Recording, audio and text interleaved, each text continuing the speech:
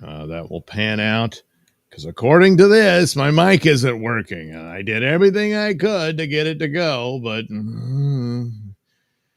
all right, come on. Let me see. All right, I got sound. Okay, God, every single time I got to do something like this. But that was the thing. It's different every time, and especially when it shows that it's not working. It keeps sending me this message. It's not working. And no, it is.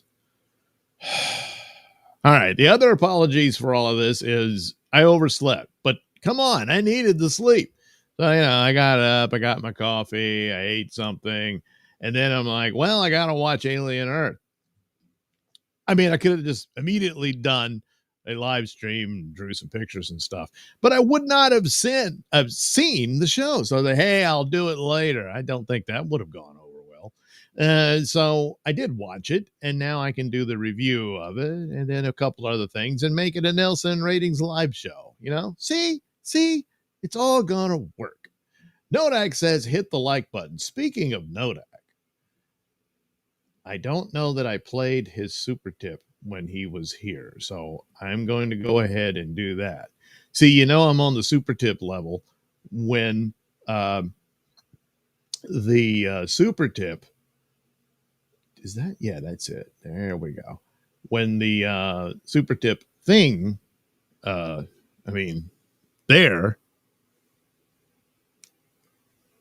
it is there. It's still, hey, send them. I will get to them. I promise. But I wasn't sure that I did or not. I don't know. So I'm going to go ahead and play it now. It was a $20 super tip. So do enjoy. Oh, wait, I better. Let's see here. I think I got to do it this way. Maybe that way. And I think it works through EV Mux better like that. I could be wrong, but we'll find out. There we go. A little Doug will do you. A little me will do you. Thanks for entertaining me in the mornings while I'm working. I very much appreciate it. All right. There you go, Nodak, your super tip. However, it wasn't supposed to do it both. So I turned off the overlay. I turned off the audio. And still it showed up. Weird. Does it do it like? No, that's off too. Maybe that part. Let's see if that works. Sorry, I'm wasting time farting around with this thing, which I obviously will never figure out. A little Doug will do you. A little me will do you. Thanks for entertaining me in the mornings while I'm working. I very much appreciate it. Oh, crap. The alien was in the way. All right. Let me. Yeah, you guys take a breather for a second. Oh, my goodness. Oh, this is so embarrassing. Oh, it's right in front of everybody. Oh, a little Doug will do you. A little me will do you. Thanks for entertaining me in the mornings while I'm working. I very much appreciate it. Now it was at the bottom. I wonder how that happened. Whatever. But, hey, do send in the super. It was a lot of fun. And we will get back to those later on in the show. Because, again, it's a lot of fun. So thanks again, Nodak. And I don't know if you got to see it when you gave it to me, but that could be just, my memory. Oh, let me get Wendy and Zeno back in. There they are. Aren't they a charming pair? Oh, boy. And they were extra charming tonight, huh? Oh, weren't they really? Nodak says, thanks, though. Well, thank you, Nodak. Thank you very much. All right. So let's see. What am I doing? Oh, yeah, Alien. Let me get a little sip.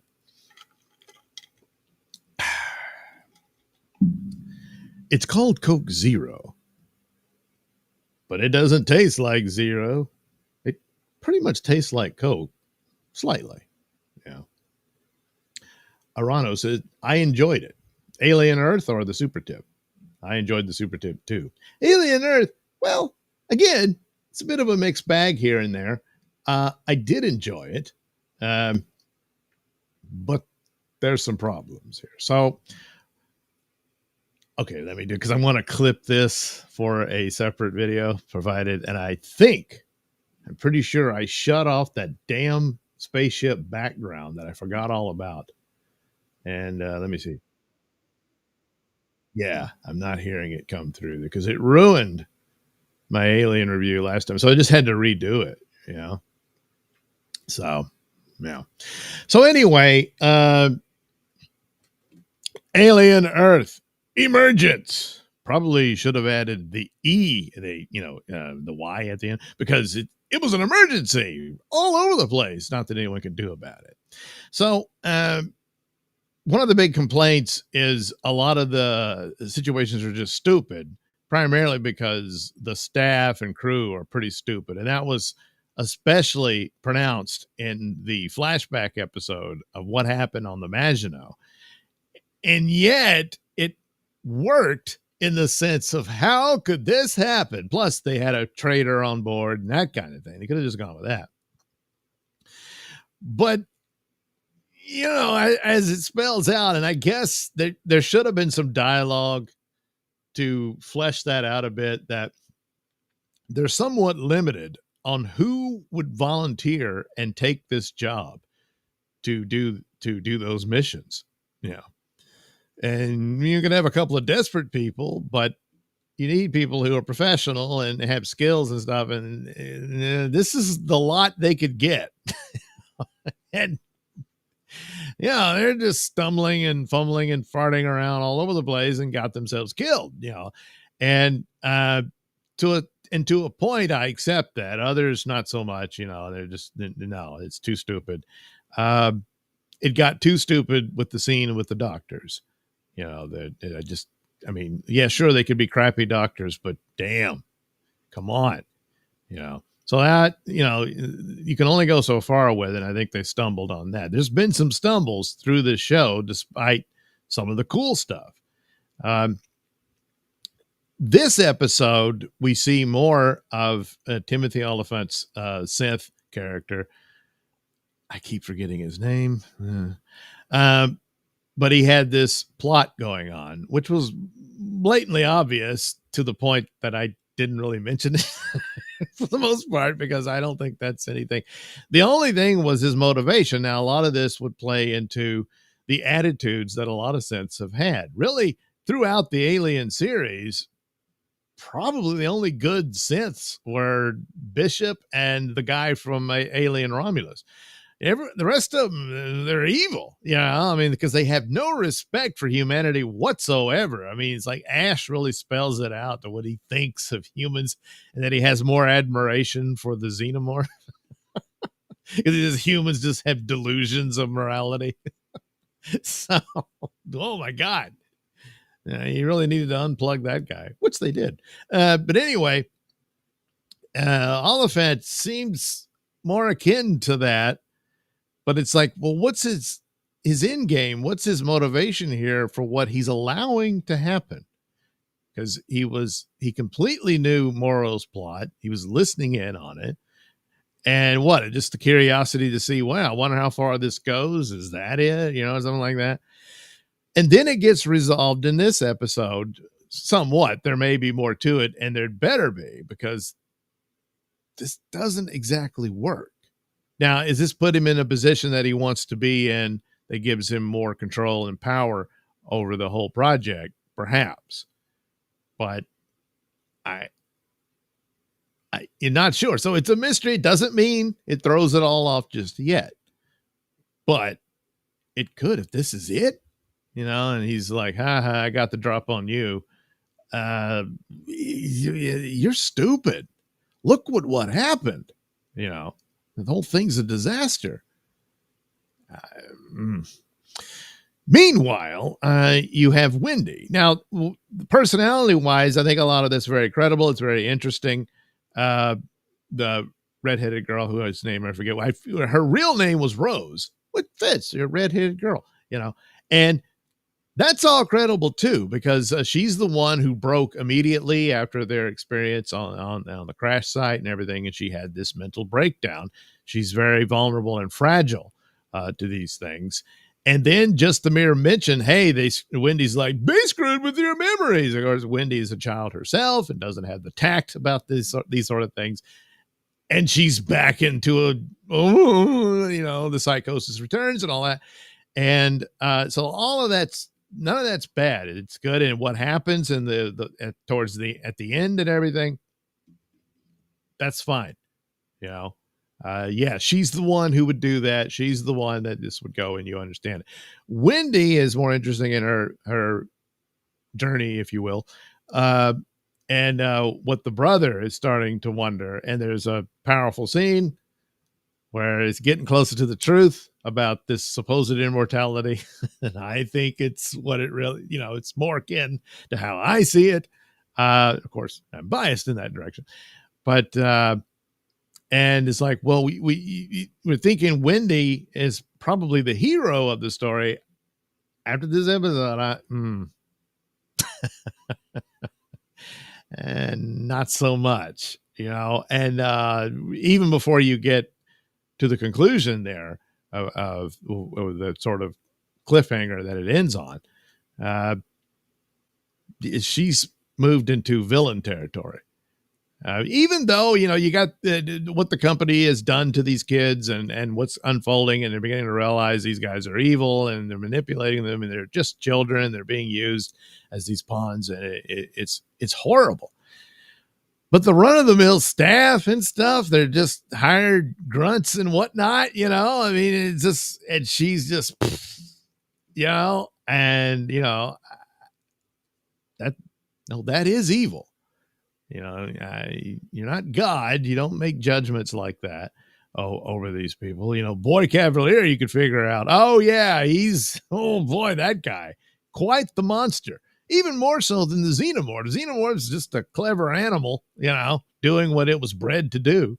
But him, he's the main villain of the story, because he sets all this into motion and whatnot. Now look what happened.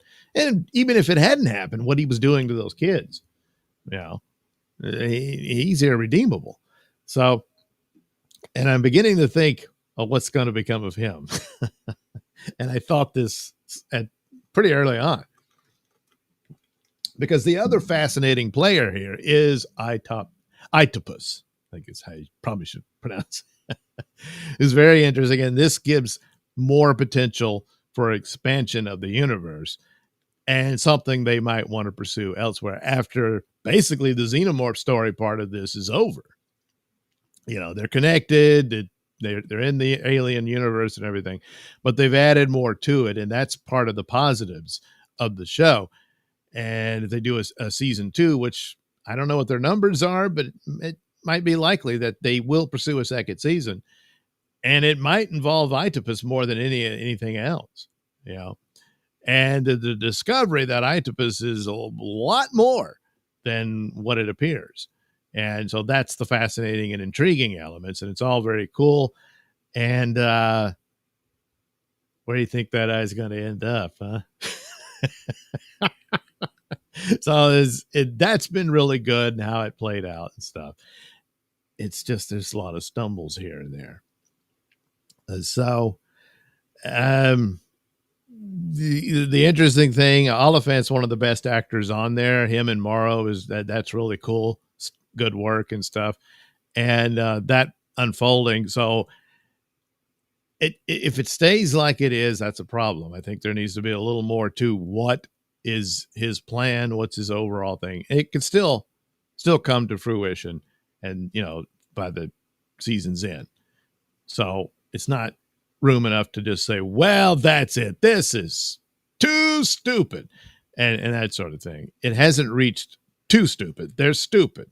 There's stumbles that were unnecessary, that they didn't have to do. There was easy, basic plot points that could have been written in there to explain away things here and there for and means by which you shoot certain events and stuff. They did that. The Maginot scene where the I guess, first officer and that being chased by the xenomorph. They needed to reshoot that. That's sloppy. The business of the kids going in. He says, well, Boy Cavalier is this a-hole madman, he does that. And it's just like, but they're also horribly expensive, and no, you needed to have a little more that, no, we really wanted to train them in the abilities because they're basically superhuman. Well, they're not human, but they're super strong and stuff. Wendy demonstrates that pretty early on and is like, wow, these would be great soldiers and stuff like that. And that they had trained them already, Instead, I don't know, they're learning their ABCs or whatever. Oh, look, a disaster. Hey, send the kids. Now, Maginot episode kind of clears that up a bit in that, we know that Boy Cavalier's plot and all that sort of thing. It doesn't really answer that one, and they're not gonna. He just does it. And I'm like, I don't like that. You got a lot of elements that are good and standard and smart even. And then something like that, just like, oh. Finally, the worst of all is this damn music. You have this powerful scene at the end of this. Here it comes. Every episode's got to go full Willow. And by Willow, I don't mean the movie. The movie was fine. The TV series. You never go full Willow. You never go Disney Plus full Willow.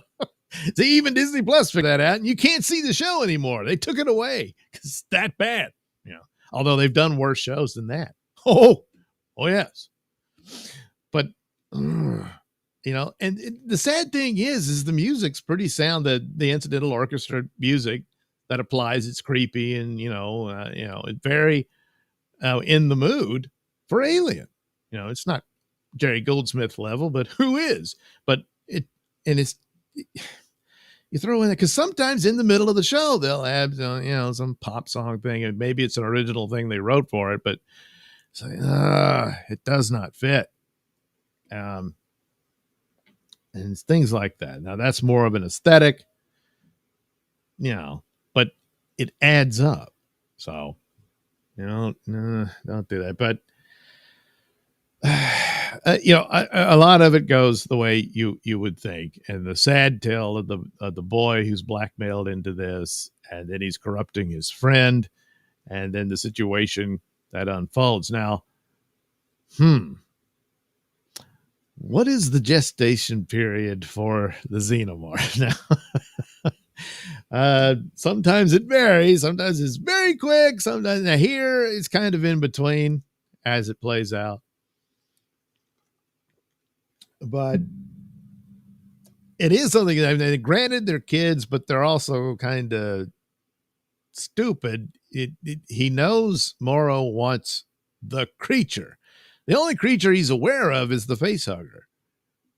So why didn't you bring it? So he doesn't know. Morrow knows. He knows what's going to happen to Arthur, but the kid doesn't know.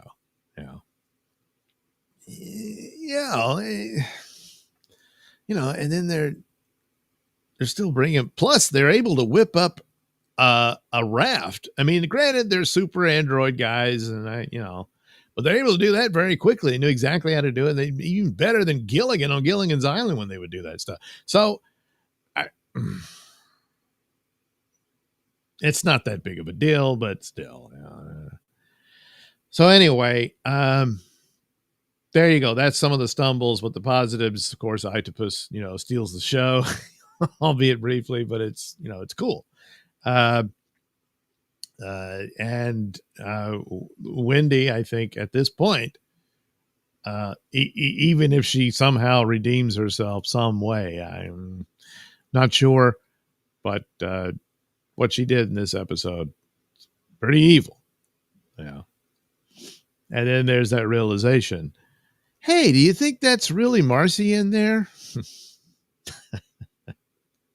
Well, I don't, but what's the show telling you?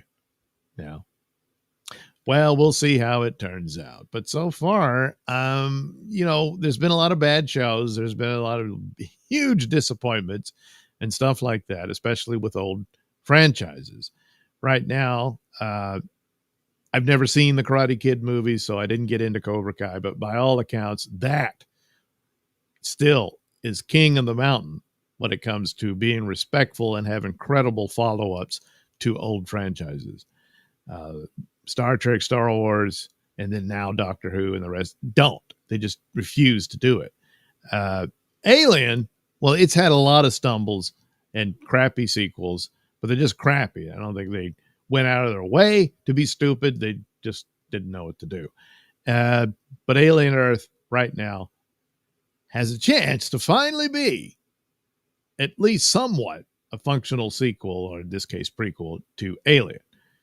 They're not going. It's no way it's going to top Alien itself or Aliens, the only two good films in the whole franchise.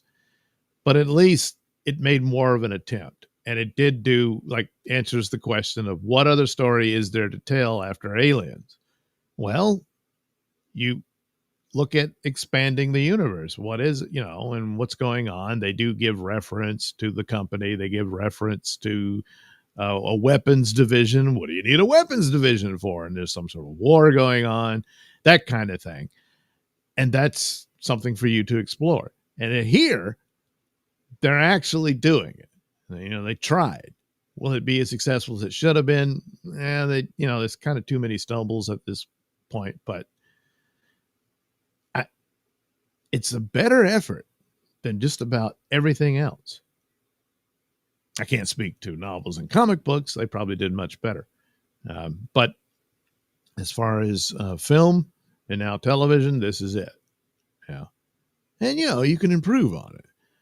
So I don't think it's fair to shut it down, forget it, it's dumb crap and all that. Not yet. It's got flaws, but it's not a total loss.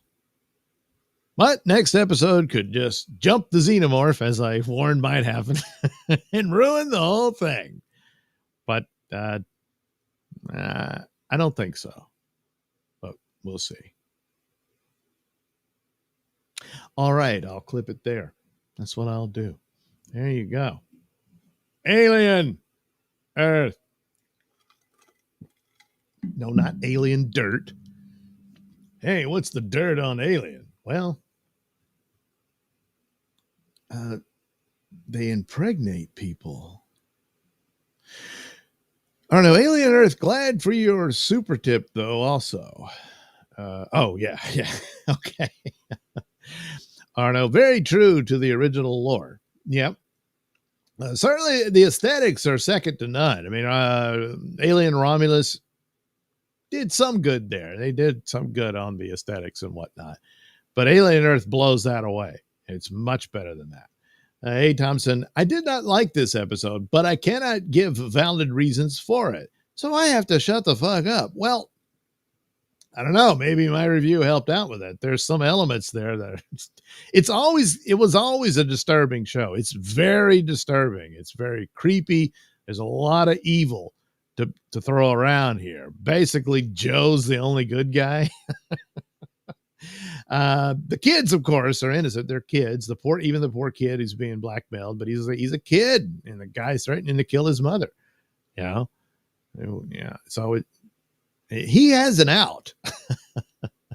But Wendy, on the other hand, what's she doing there? The redheaded girl, well, she's cuckoo from Cocoa Puffs. They broke her by throwing this little girl. Just because she's in a robot body doesn't mean anything. They threw the mind of a little girl, even though it's a facsimile of a mind of a little girl.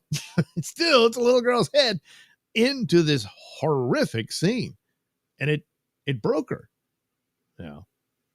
So she has an out. But Wendy, I probably shouldn't be here right now. I haven't watched this episode yet. Oh, well, look, I didn't give away actual plot details of the episode. So I tried to steer around that. So if you want to go take off and go watch it, perfectly understandable. Thanks for stopping by. And I don't know, I'll probably still be around. I'm going to do some other Nailsin ratings news from Cosmic Book News type articles, read those, talk about that. And maybe there will still be time for you to jump back in. But if not, thanks for watching anyway. And see what, and if you get back in time, you can tell us what you thought, and go watch the show. Anyway, A. Thompson again. Itopus. He jumped right into pie numbers. There was nothing. Well, you're probably okay. We're giving away some things here. But I think by now, Itopus is vastly more intelligent. As far as we know, certainly more than the flies or the ticks. There was nothing they could have asked it first. Well, the basics of how do you talk to an alien. And so the mathematics of things, and this is true of what information that they sent out on that NASA sent on the Voyager satellite out into deep space, certain elements that maybe, just maybe, they could decipher some of what we're trying to tell them, and that mathematics would be the only possible language, if you will, that you could communicate with an alien species that, sentient, is intelligent. And look, we know. Very colorful way of answering the question. But I think, that I don't have a problem with that. That makes sense. That's what I don't know what else he could do. Arno, love Oliphant. Yes, he's really good. Nodak, you can stay, Arno. I haven't watched any episodes yet. I'm waiting until they are all out. You want to binge it. 8,000. So the guys spraying the walls, seems by now, are spraying from, they're on the tropical island, and it's like it's going to get nasty. There's a lot of humidity and stuff. The moisture. Cement here turns black because the mix here lacks lime. So we constantly have to pressure wash it. There you go. I need to get a new pressure washer. That's what I had one. Of course, they would always break down, though.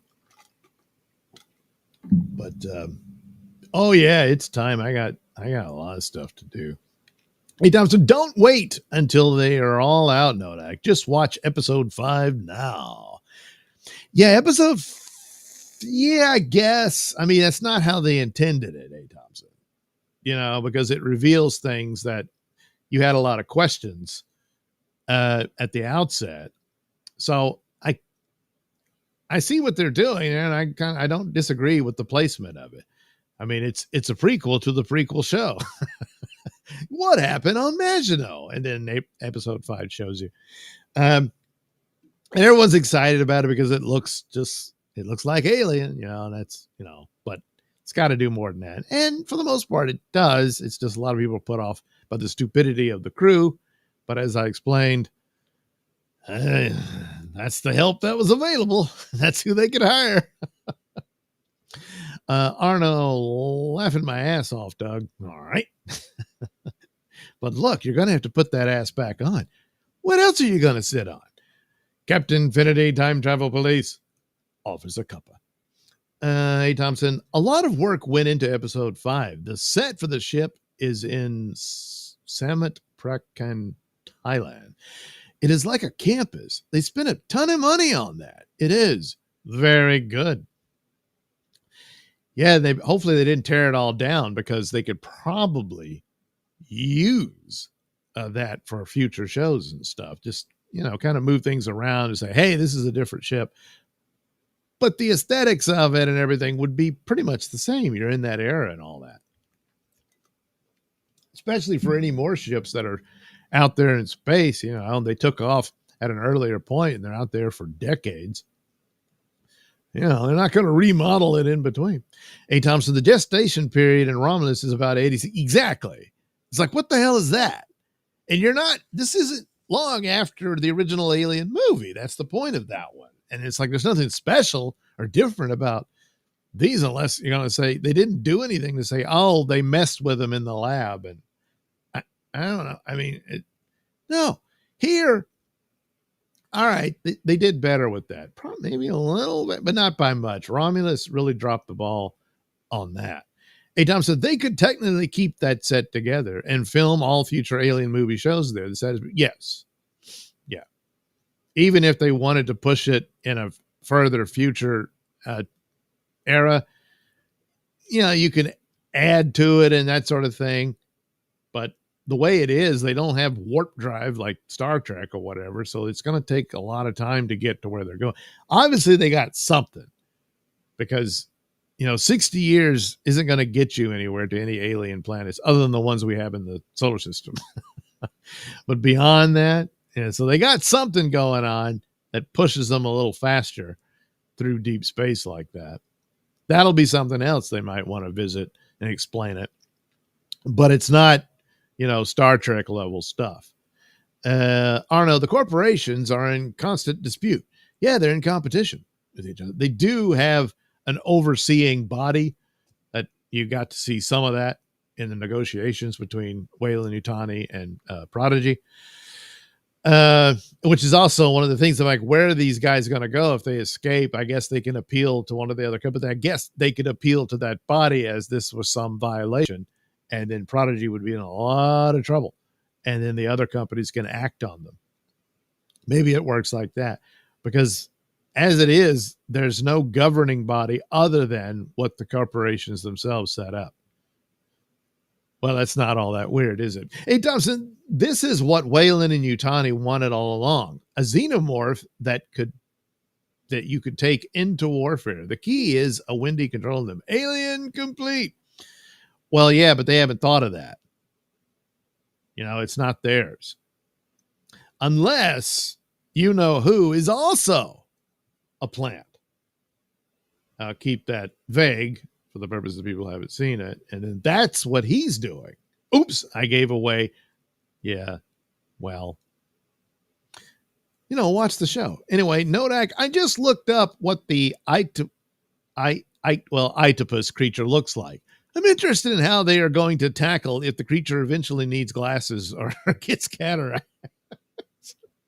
Yeah, that might be a deal they'll want to make. Look, you're going blind. You're going to need that cataract surgery to see well again. So we're going to make a deal, all right? You're going to have to trust me to remove those cataracts. Damn. Arno, I know that, laughing at Nodak's point. Nodak, have they tried to give it a sty that can stop it? Well, look, you got to have good eyesight to take good aim, and that's it for Itopus. Allergy season might stop. That's true. And God knows what's floating around on that island, so Itopus might want to stay put. Although with all that's been happening lately, might not be all that sanitary anymore. So yeah, he starts, he's got a case of pink eye. Oh no.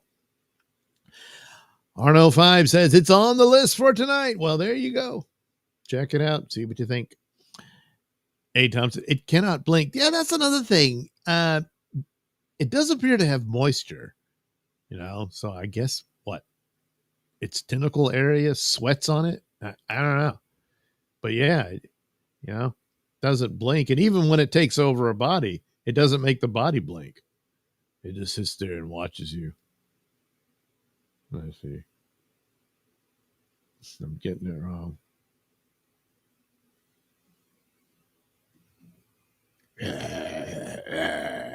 Pie.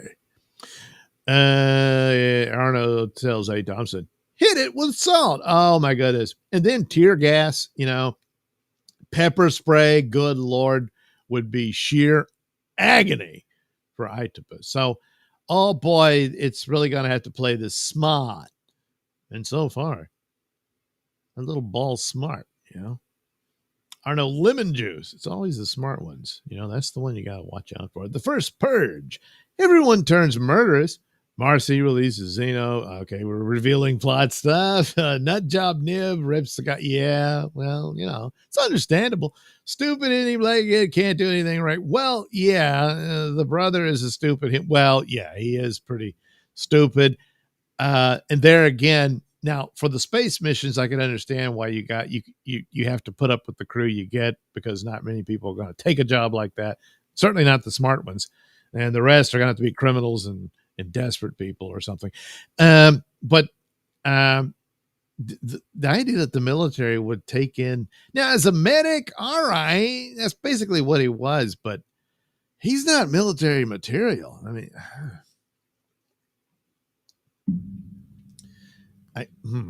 that's why he had to have the black girl that obviously had a crush on him for some reason, to protect him and stuff, because he's pathetic, you know. But yeah, not a lot of impressive there. Hey, Thompson, don't buy a Karcher. They are trash. Okay, I'll keep that in mind. Nodak, or a really bright flashlight? Yeah, that's another thing. I can't see. I got you, Nodak. Or a 3 Stooges poke. Yeah, and it'd only take one finger. Yeah, I guess he'd wrap his tentacles around your hand, you know, but I don't know, if you jab that eye, he's like, now what are you going to do, you stupid idiot? I don't know. I guess he moves some of the pupils. He can move them around and merge them. But I guess if you poke right into them, do you get them all at once? Or does a couple of them move around? You've only damaged one. And he can still see you. A. Thompson says, the sin shines a bright light into the octopus. It did not like it. So that could be an option. All right. A. Thompson, if they tear that set down, I'm dumpster diving for that mother room, and I'll start my own. But that would be a cool set for a podcast. Shit, that would be awesome. Holy crap. I wonder if that's, I don't know. The first purge. What is the mainstream? Well, right now, I don't know that there is one. There used to be one. You know, there was the basic standards. There were only 3 networks. You know, you had political parties, and there were supposed to be only 2 of them, and then they had a certain deal between them. They had a political class. Oh God, it's getting boring. That's kind of what it was. Right now, I don't know what to tell you. Frank, hi Doug. You have a great YouTube show. Do you ever talk about the movies Scream, Clueless, or Face Off? Scream and Clueless I have not seen. Face Off I did. You know, you got a good point. I need to revisit that. That was pretty good. It's one of those that's, look, it's stupid, but it's just so damn much fun. And so it wins a certain amount of respect in that regard. Especially as someone, I don't know if that was like a DVD extra or something. I don't think so, but I think on YouTube, and it's probably still around, was a behind the scenes shot of Nicolas Cage and John Travolta acting out their scene. As a scene when they had the confrontation where, you know, and I forget the names and everything, but Travolta was originally the good guy and Nicolas Cage was the criminal, but the criminal took the face of the good guy. So Nicolas Cage is now the good guy and Travolta's and then it gets physical and he starts choking Travolta, and his lines was die. You know, it was so bad, and it was more so than what the movie was. And cut. And then they're both praising each other like, oh, that was awesome. Oh man, we knocked it out of the park. It was great. But were you kidding? So it's just so much to laugh at and yet love about Face Off. I'm glad they did it, you know. Hey, Dobson, Alien versus Predator 1.5. Granny Utani got all the tech from Predators. That is where most of this stuff is coming from as far as cryo and propulsion it was in the end credit scene. The end credit scene of what? This episode? I didn't even know they did that. I thought they just did like previews or something. As far as Alien versus Predator movies, I think that means absolutely nothing. I don't know why you want to hold on to that. I know they want to cross them over. They're going to do it with this era of it. But the reason Weyland-Yutani is doing this is because Weyland himself wanted immortality, and that they're keeping Prometheus. There's a lot of reasons why they should drop that too, but they're going to keep it. And they're after the creative goo crap that ultimately formed the xenomorphs out of that story. And that's what they're interested in. And Yutani wanted him because he thought he could find immortality out there. Found quite the opposite, but nevertheless, that's what he was hoping for.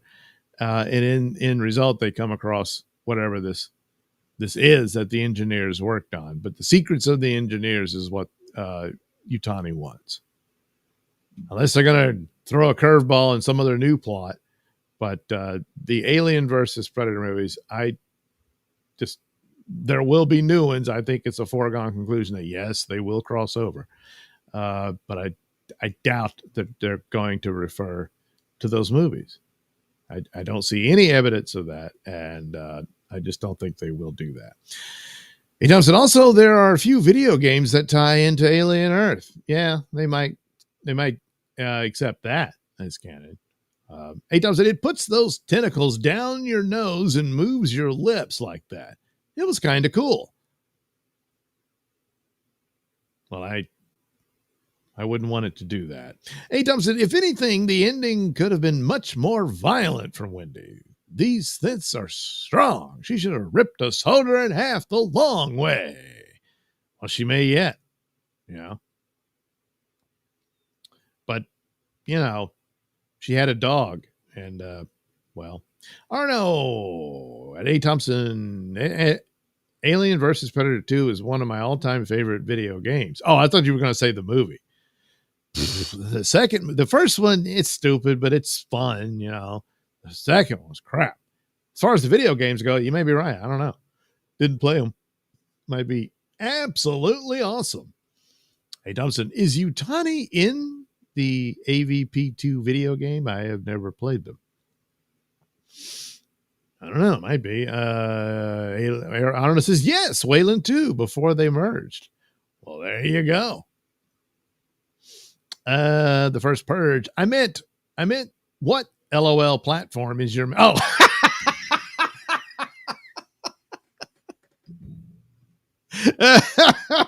Yes, your platform, bro. I saw you on Twitter, looked you up on YouTube, so I know you are multi-platform casting. But which is your mainstream? YouTube, TikTok? I'm not on TikTok, but I'm on YouTube, Rumble, and Twitter. As far as I technically speaking, I guess Rumble, because I use that one to. Because I jump back and forth between, I'm using EV Mux for a streaming service, and then I switch to Rumble Studio back and forth because I want to build up the credits there as well.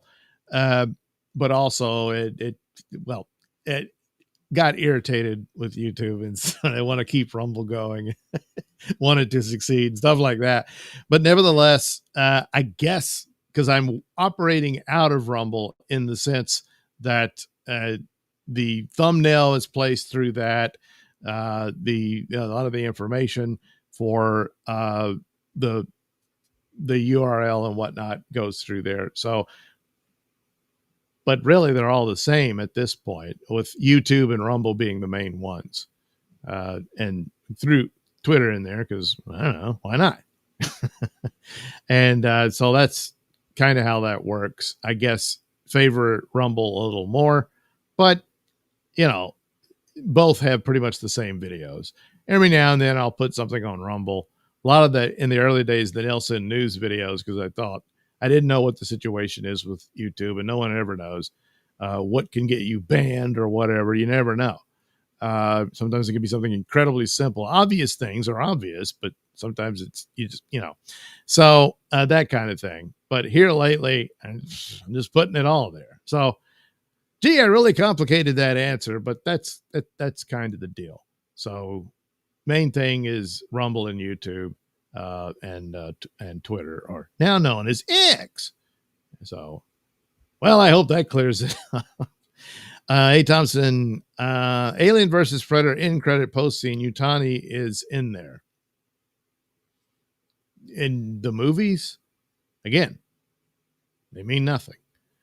Nodak, Sean Archer, John Travolta, Castor Troy, Nicolas Cage. Okay, there we go. So Castor Troy was the agent. No, he was the criminal. Yeah, Sean Archer was the agent. And then they switched faces. and plus, they look so much alike. Oh, man. 8,000. I think her exact line when they gave her all the Predator stuff was, "The world isn't ready for this." Yeah. 8,000. I'm thinking Predator Badlands will be the season finale of Alien Earth. The alien actor is in the credits of Predator Badlands. You mean the guy who wears the helmet and acts out the parts? I don't think that means anything. I think, yes, they are going to cross those over. I don't know that Alien Earth will have anything. Maybe they shot something like for an in-credit thing or something like that. But I don't even know that Predator Badlands is even in the same timeline. But probably, I think it's a foregone conclusion. They're in the same universe, Arno, chat likes violence. Oh, no. Oh. Hey, Thompson, or the season 2 premiere will be Badlands. Well, I wouldn't put it that close to it, but I think they're in the same universe. But as far as you got to see the show before you see them, which is a bad plan. You shouldn't do it like that. But yeah, I don't know about, now that you've seen Alien Earth, go see Predator Badlands. I think Predator Badlands, for the most part, will be its own story, but you're going to have bells and whistles of Weyland-Yutani in there. And the girl is obviously an android, like the likes of which Alien is always shown. And there you go. I mean, she looks exactly like that, being turned into a backpack for the Predator. And it's like what happened to Bishop, So, yeah, it's a foregone conclusion. They're in the same universe. It does it. I'm counting on Doug getting the comic 4 days after Badlands releases. Well, we'll see about that. The First Purge. OMG, you never played Alien Isolation? Nope. You have to find it and play it now. I had to quit video games. It became a very serious problem. It's just the way it is. Life's not fair. Or as soon as humanly possible. 20 out of 10 rating. A++++++. Well, damn. That sounds incredible. 8,000. What system is Alien Isolation on? I don't know. Arno, the First Purge. I can't do it. Even Subnautica freaks me the fuck out.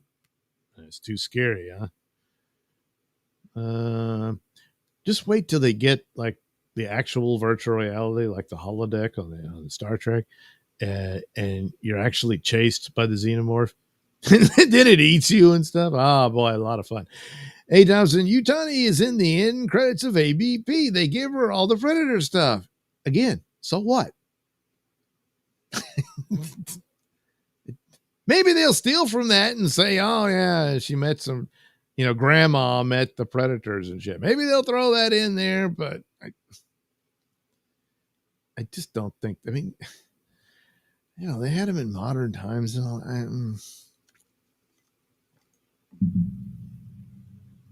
I just don't think it matters. What matters is the story they're telling you now. Hey, Thompson, yes, the guy that wears the suit in Alien Earth is in Badlands. Right. They got a guy who knows what he's doing. So he gets more work in all of this. So, he's good at that. It's good doing the moves and wearing the mocap suit and all that type of thing. And that's all it means, So the idea that he's going to play a xenomorph, well, maybe he will. Like I said, yeah, they're crossing them over. This is the idea that it's all connected to those shitty movies, Alien versus Predator. Those are terrible. And sure, they'll steal from them. They already are when it's like, hey, the two alien creatures live in the same universe. But as far as, boy, this really explains a lot and all that, I don't think so. Arno, I play games to relieve stress, not make it. Nodak, is the Leprechaun from the Leprechaun movies also in this universe? Sure, why not? Does Disney own Leprechaun?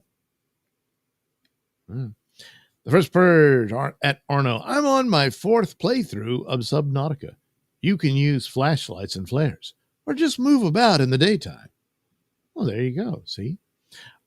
Arno 5 at the First Purge. I'm at 1.5. Love it. Still freaks me out. Arno, then the holodeck gets hacked and comes to life. Yeah, that's always the problem with that. So then when the xenomorph's eating you, it's really eating you. And then you're like, oh no, now I've been transformed into alien poo. A. Thompson, maybe when they get the xenomorph back to the Utani HQ, we will see she is fully ready to contain it. She is prepped and ready to make an army. No, they're not going to get the xenomorph. If they do that, that screws with the continuity and all that. And this is like, oh, it's an alternate timeline, like Strange New Worlds or whatever. Don't do that. Because the problem is they're still pursuing this creature in Alien, which in the timeline that this show has put itself in hasn't happened yet. And they want that damn alien. But things keep going wrong. And with what's happening on the island at this point, you can see where it could lose all of it. And that's really the only outcome they can do. As far as Octopus and the rest, well, that's a different story. But the xenomorph, all of those have got to be wiped out and nothing left. And damn it. Well, don't worry. We got a new ship. We can send them to go pick. We found a new signal coming in, and they'll mention Nostromo, and that'll probably be the tail end of that kind of thing. So, okay, Maginot failed, but Nostromo. And they're like, yeah, boy Prodigy or boy Cavalier, whatever. He didn't know about Nostromo. And there you go. All right, we'll get that xenomorph. But whoopsie, that damn Ripley. Right, A. Thompson, maybe when they get, no. Okay, I already read that one. A. Thompson, you were entertained by AVP, Doug. Don't lie. The first movie, I had fun with it. It's still stupid. The second one, couldn't even watch it. It turned the lights off on it. It was crap. First Purge, I can't play Dead by Daylight. These are all stream games on the PC. DVD gives me anxiety. A. Thompson, she would need a queen face hugger, though.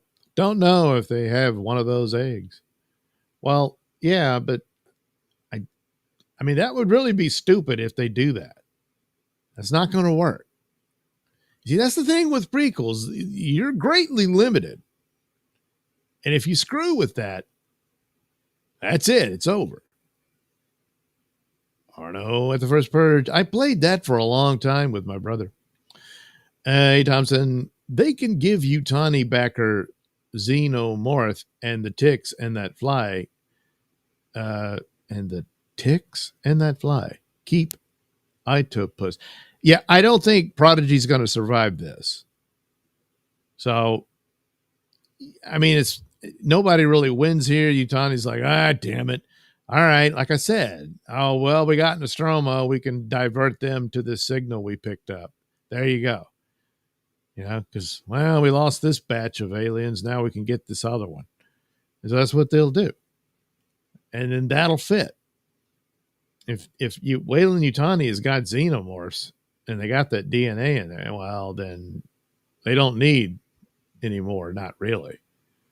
Hey, Thompson, stop. Let me see. We are talking about low IQ space truckers and aliens. It's all dumb, Doug.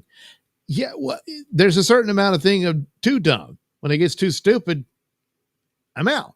It was just fun, like Face Off, but whole Face Off series, I don't know, that would work, And Alien and Aliens is not dumb. It's not. It's very, very clever, smart, and great films. And you're going to follow that. You're going to play in that playground. You got to have your best game going. And they've had way too many. Well, in my opinion, not too many, but for a lot of people, it was too many stumbles. And you got to be careful with stuff like that. Be professional. And you can't, come on, it's all silly. And that's not going to cut it. I don't know. I watched 300 in AVP for the first time. I tripped acid with my buddy. It was awesome. But now I can't watch them at all. Not even 300. I mean, 300 is way better than Alien versus Predator. Why don't they just send ICE after them?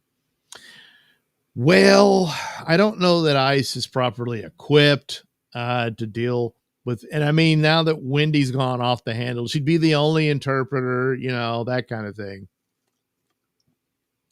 Plus, I don't know, can you send them to El Salvador and all that? I don't know. Hey, Thompson, best game going. We got to take what we can get at this point. No, we don't. I mean, shows like The Expanse, which got no eyeballs, that's unfortunate, blows Alien Earth out the water. I mean, as far as intelligence and all of that, it's way better than that. So, he does say Alien Earth is a great TV show. I can't believe this is on TV. Well, their shows are far superior to that or have been. But he tells me, can you order the Badlands prequel comic now? I don't know. I hadn't looked into it. Probably. I don't know. Arno says The Expanse was amazing. Yes, it was. It just, and that's the thing. That's why they will buy these franchises that are decades old, all very, very old. Some, like Star Trek, are older than me, and stuff like that, because it's going to have a built-in audience, so they can. The risk, technically speaking, is less. But a brand new thing is very difficult to get out there. And when everyone's paying attention to known brand names, it crowds out anything new. So, it's unfortunate. The Expanse is on Amazon now. They were actually on the Sci-Fi Channel. It's hard to believe. I mean, it's a science fiction show, of course, but Sci-Fi Channel just always went cheap, But there it was, and it was astounding. It was really good, but they didn't really get to finish it. I have not read the books, but I've heard the books are really, really good. And one of them there's so many impressive elements about it, but it's also one of these approaches to alien life and just how alien it really was, in that, it's like, it's not something we'd ever really be familiar with, and that sort of thing. So that's probably the best sci-fi show in a long, long time, but, didn't really work. There was another one, Raised by Wolves. Good point. That one was a good one, and it was too expensive. It didn't get an audience, and they scrapped it on a cliffhanger. Oh boy, that hurt. The show was about the sins in the Western with Anthony Hopkins. The show about the sins in the Western with Anthony. Westworld, the first season is really good. After that, they didn't know what to do, and that's a shame. So Raised by Wolves, I got no complaints for it, except that it got canceled. The birds, the Expanse ending was unfinished. Right. I had other words, but unfinished seemed more or less controversial. Dark Matter on Sci-Fi, that was canceled. We need that back. Didn't watch that one, so I'll have to check that out. Did hear about that. But it all comes back to the same thing. They just can't get an audience. And that's why they'll buy up these old things, which I understand that, just cold business reasons and whatnot. But then you put these cheap frauds in charge of it and they destroy it. So you end up losing way more money than you would have risking on a brand new idea. So they didn't solve anything. A. Thompson, I see previews for another show called Foundation. It looks good. Yeah, that's based on the Isaac Asimov book series, and it looks really cool. It's on Apple TV. I haven't seen any of it. Don't know. There was a Dune show I never watched. It looks okay. I think they just didn't have enough money to do perhaps what they wanted to do.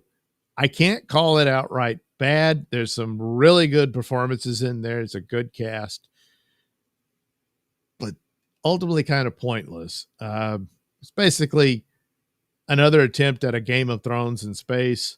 There's some things like that to it.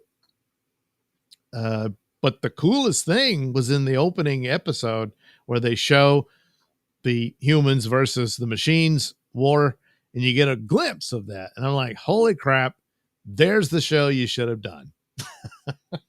So, plus they're messing with some of the lore, and I don't know. Now, I'm not all that well entrenched in Dune. I've seen the movies based on it and the TV series and all that, the old one, but I think quite a few actual hardcore Dune people were not happy with that show, I think.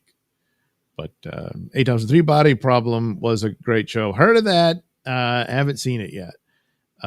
First Purge says Foundation is great. Haven't seen this latest season. Binge worthy though. Silo is good, and Severance 2. Yeah, I heard of Severance being really good. All A+ shows. 8,000. But 3 Body Problem season 2 will probably be out in 2027. So yeah, there's a lot of stuff out there. And 3 Body Problem, even though I didn't watch it, I've at least heard of it. Heard of Foundation because I knew what Foundation was. I don't know what the viewership is. Oh, man, it's time for a refill. So my guess is 3 Body Problem did a lot better than Foundation, but I don't know. And that's the a bit of the difference. Whereas Expanse, for the expense of it and everything, really needed a bigger audience and just couldn't get it. And it was something I would mention all the time. Hey, you're mad about Star Trek and Star Wars. Well, check out this show. It's really cool. But I guess that didn't work. And it's unfortunate. Same thing with Raised by Wolves. Someone, that was in a chat or comment on one of my videos. You need to check out Raised by Wolves. I was like, yeah, I heard of that. Let me look. And then I was like, holy crap. This is cool. Also a Ridley Scott production. Yeah. See how it all works out. All right, let me get to some of these news stories. Why is it always backwards? It never tells me. It should, but it doesn't. But where's my... No. Damn it. Why is it... Oh, no, I don't want that one. All right, let me go back. I need it. There, jeez. No, remove. Go away. Start over. But that looks like it's the other one. Window, no.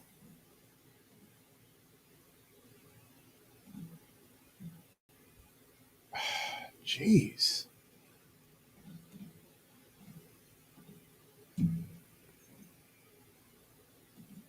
This is where you want it. Weird. That was just bizarre. Sorry about that. All right. To see. There we go.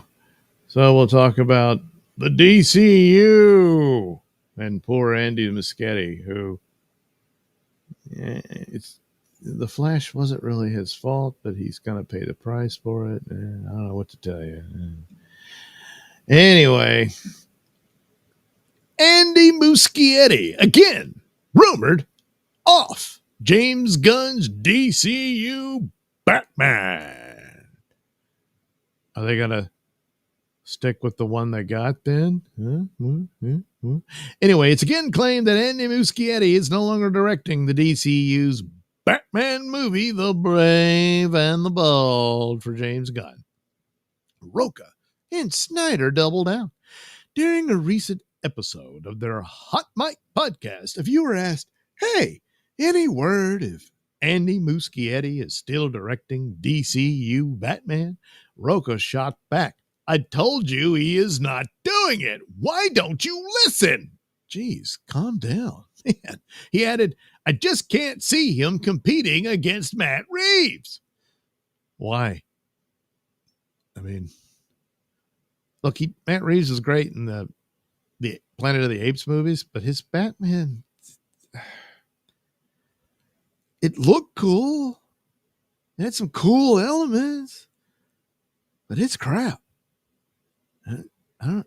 Anyway, why not just incorporate the Reeves verse? 2 Batmans is a mistake. All right, that part I agree with, just on the basis of the problems you have here, of what it creates. You know, the Batman didn't do the money they needed, but it did some.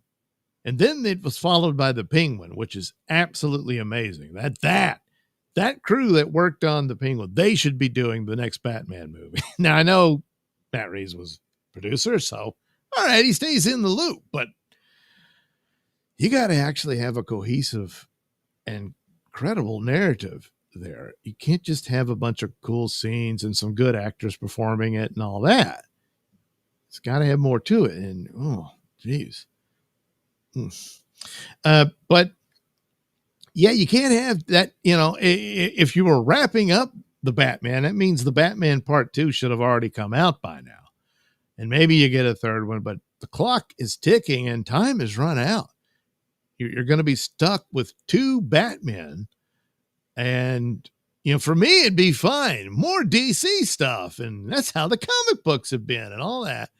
But for the overall audience, you risk confusion and that sort of thing. And then you have 2 Batman canceling each other out.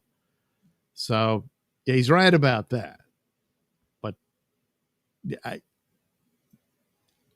I'm not all that convinced that Matt Reeves is all that so much great. He's not, you know, Nolan or somebody like that. Snyder laughed and chimed in, "I don't know what you're talking about. This is surely not something John and I have been saying for 2 years." Okay. So you're looking at this guy right here bears more responsibility of the failures of the Flash movie. And then there's Warner Brothers overall and all the crap they did. You know, when they, in the end, probably should have just scrapped it altogether. Anyway, despite the podcast comments, DC Studios co-head James Gunn has stated Andy Muschietti remains attached to direct The Brave and the Bold. Muschietti even attended the Superman premiere and was seen with Gunn's producing partner and DC co-chief Peter Safran at the Emmys on Sunday night. Muschietti is also behind HBO's It and Welcome to Derry spinoff series. So they're on good terms, you know, and they probably will have work for him, but they're like, "Listen, Andy, it's not going to work out." The problem is getting something like Batman is a big deal. Of all of DC, Batman is the big kahuna. You can scrap everything else, but you're still going to make Batman, you know? However, Gunn has also previously hinted that he's not happy with the current draft of the Brave and the Bold script. There's still no official release date for the film, and it hasn't entered pre-production. Yeah, that's a problem too, because you needed to get the ball rolling on that. They've already said they're fast-tracking Man of Tomorrow, they're fast-tracking Wonder Woman, so, but not Batman. Well, we got Matt Reeves back. Yeah, I know, but you keep saying he's not a part of this. What the dealio? Anyway, the future of Gunn's DCU is also now in question. Warner Brothers Discovery may be sold off, not maybe, it will be, to a bigger player like Skydance, Paramount. Well, Skydance, Paramount's the same company, Netflix, or Apple. That adds more uncertainty to Gunn's reboot plans. At the same time, Muschietti has moved on to other projects. He's attached to direct Drift and a live-action adaptation of Attack on Titan, which suggests he's filling his schedule with non-DCU work, and that Brave and the Bold, if it happens, is a ways off. Yeah. So technically, Muschietti might be not off Batman, but the movie might be, without a firm script. Oops, sorry. Production schedule or release date. There's growing speculation that the Brave and the Bold might never happen at all. So there you go. The easiest thing to do is just bring Robert Pattinson's Batman into the fold and go with that. The grounded in reality aspects to the Reeves, the Batman, does put it aside from the approach to Superman and that world that Gunn has introduced. But still, there's ways around that. And then Batman was always in both worlds in the comics. Most of his stories were these street level crimes and stuff like that. And then you would go to Justice League and he's with the rest of the superheroes. And he's basically sort of the field general saying, we need to do this, we need to do that, because he didn't have any powers, so the heavy hitters would do the big stuff with the big villains. But that's how you work that, because he's just so smart and stuff like that. So it could still work. Really, this is something that the boss should have said, Reeves, if you don't like it, I'll understand, and you can walk. But we own Batman. That includes your Batman. And if you're not on board with this, you can control your Batman movies, but we're going to use your character in DCU movies. And there'll probably be a Superman Batman team up and then a Justice League and stuff like that. But that's the way we're going with this. So we're going to have Robert Pattinson show up at the end of The Flash. And there you go. Oh, it's a new universe and he's Batman now. And then when we get to The Flash, oh, good Lord, The Flash looks different. Yeah, shut up. We're not talking about that anymore. But that's the situation you're in. It's the one that made the most sense because it's just easier. And that's unfortunate for how things turned out and for all the crap that the previous regime of Warner Brothers did. But that's the situation that they inherited, and that's the simplest way to do this. And they're trying to hurry up and polish all these properties and make it look bright and shiny for a buyer so they get the best, bid out of the deal. And since the rest of Hollywood is in collapse and stuff, Warner Brothers has actually had some hits, especially with their horror movies, and that sort of thing. So they're in a pretty good position already. Superman didn't hit a home run, but he kind of made it to first base, maybe even second, but he didn't hit a home run. But nevertheless, this is what they got.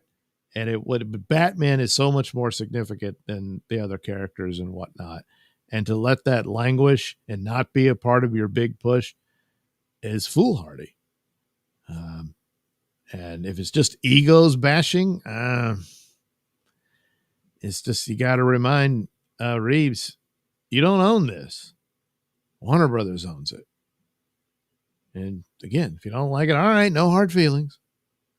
But we've already seen there's a cool team that knows what they're doing on Penguin. So, hey, maybe look to them to take over the Batman. All right.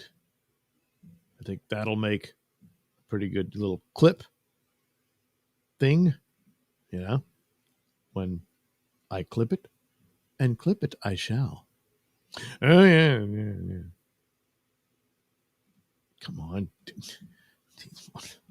God, it's so embarrassing when it doesn't work out the way I want to.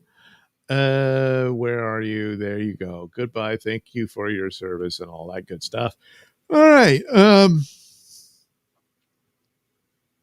Okay, I read that one. The first bird says, "Hey Doug, I subbed to your YouTube channel. I really appreciate you doing this, man. I'm from Shreveport." Oh wow, another Louisianian. I'll leave you a tip. Are you going to do reviews each week? If so, what time? Well, there's no real set schedule. I tend to put them out at 8 in the morning or 7, somewhere thereabouts. And as much as possible, I do that. There might be a day or two I miss. I still consider myself new to streaming, at least on my own. But I do a lot of those as well. So like that review I just did, as soon as I can get to this, after I'm done with the stream, I will cut it and make it a video. And hell, it might even be tomorrow, or later today, really. It is the morning. And so that's how that goes. And I still do them on their own without, like just recently, I posted a bunch of them that I actually did all at once, but I didn't live stream it. But typically that's like 7 in the morning, 8 in the morning, something like that. And then if there's a bunch of them and I want to spread them out because the news gets kind of old, then probably 10:30 a.m. they'll come out, that kind of thing. But usually damn near every day there'll be one. Yeah. The first purge, I live in Washington State now. Oh, okay. But from Shreveport, Plaidcore, did anyone get an alert? Plaidcore, or a notification or whatever? Wait a minute, they didn't give you one? Damn. I don't know. These things happen. It's supposed to. If you ring that little bell and all that. No, like I actually never get a YouTube alert, Plaidcore. I got a Rumble one. See, there you go. That's why. Yeah, I'm sticking with Rumble. I'm not dropping it. But I've always heard this complaint from other YouTubers and stuff. A lot of them, I would get the alert for, but a lot of other people say, yeah, I didn't get one. I don't know what that's about. It's odd, but yeah. And I remember for a while people were saying if you don't watch it regularly or something, they'll automatically unsubscribe you from it. It's like, that's ridiculous. It's supposed to be your choice. But if it's just described and you never rang the bell, you won't get a notification. So you got to subscribe, ring the bell, and that's how it's supposed to go. But if you did all of that and you still don't get it, well, that's on YouTube. I don't know what that's about. I'm not that bad. Plaidcore says, I usually get a YouTube one. Well, for some reason, not this time. I don't know. What, they want to shut down all discussion of Alien Earth? I mean, look, I give it a fair shake. I'm not completely negative on the show. I say, look, there's stuff I really like. There's stuff I don't care for. And I'm still saying, give it a shot. Plaidcore, the bell done been rung. Yeah. And it cannot be unrung. Well, actually it can. Yeah. All right. It's not that big of a deal of news for Superman, but we'll take a look at it anyway. And oh, but won't that be just fun and fancy free and fruity fresh or whatever the hell it is? I don't know. Superman streams on HBO Max on Friday. Fat Fest. Yeah. Look, he's smashing through onto HBO Max. So Superman will be available to stream worldwide starting Friday, September 19th, exclusively on HBO Max, following being released in theaters for 70 days. Yeah, it'll probably be exclusive on HBO Max for a while, but odds are it'll end up on Amazon and Netflix at some point. But that could be a long while. I don't know. Anyway, the film will also air on HBO's linear channel the next day, Saturday, September 20th at 8 p.m. Eastern Standard Time.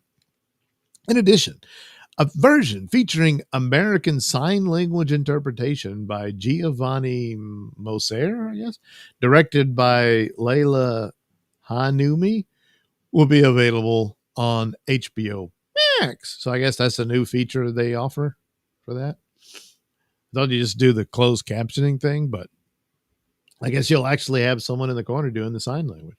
So anyway, HBO Max will mark the release with a full Superman takeover of the app. Viewers will see a redesigned Daily Planet homepage, a Fortress of Solitude page with curated content and hidden portals across the platform leading to Lex Luthor's pocket prison. Oh my God. Well, they're going all out, huh? Oh, yeah. Look, there's the little portal and everything. And so you do that.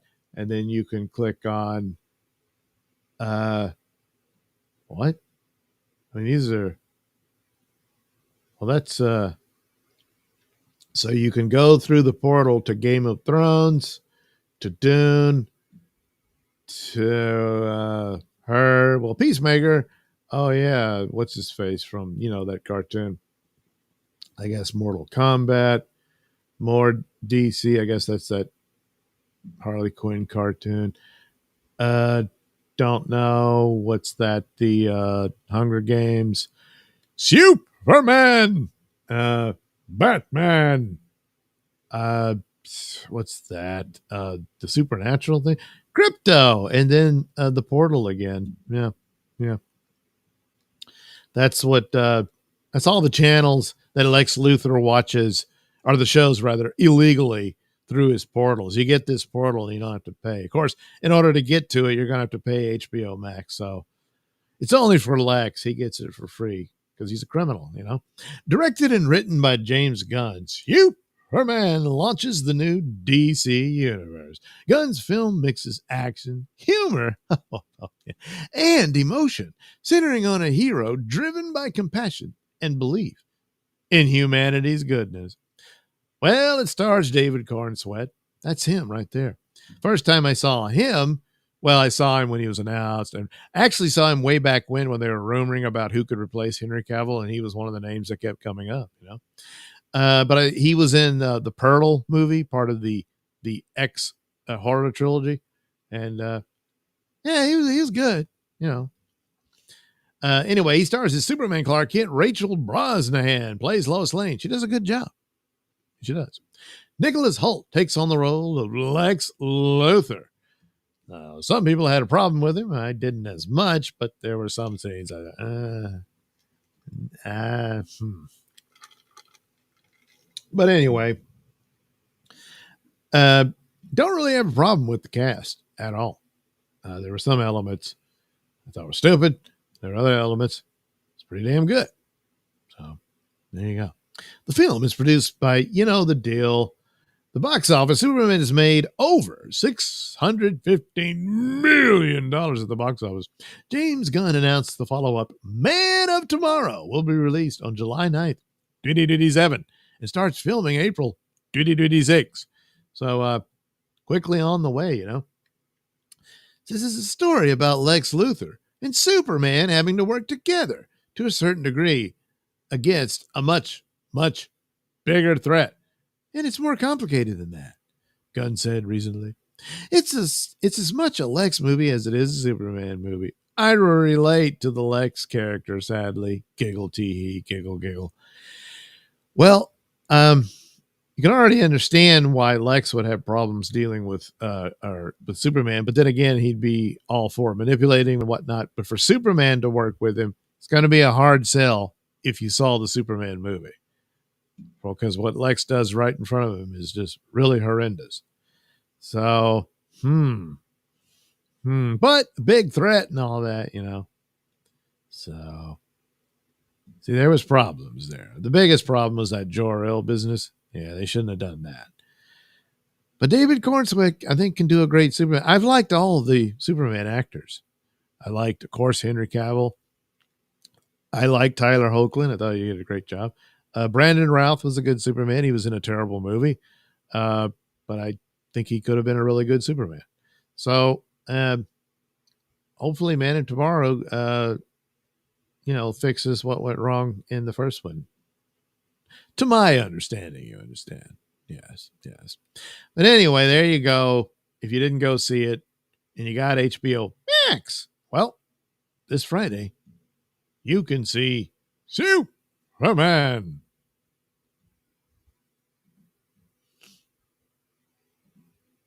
There, I'll clip that. Just like the other one. See, that's how that works. It's just that simple. Oh, yes.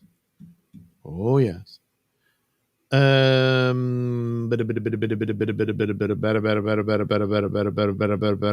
Swing. I usually never get YouTube. I don't get it either. Yeah, I did that one.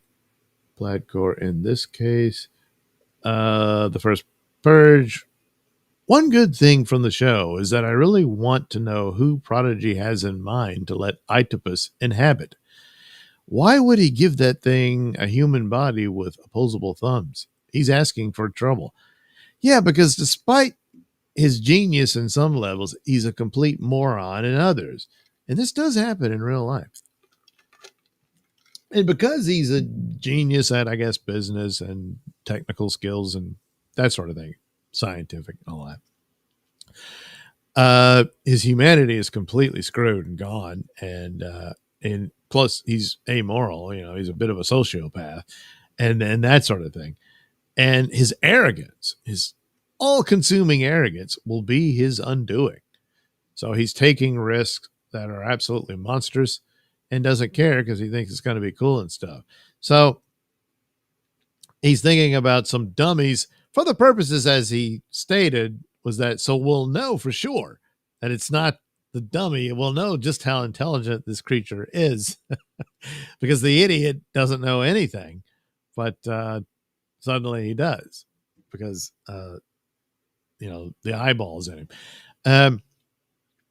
My guess is the Itopus is going to take over him. Now, whether he's crazy enough to let that happen because he thinks he can share the knowledge with it, he says, no, when it takes over, it's in charge and you're dead.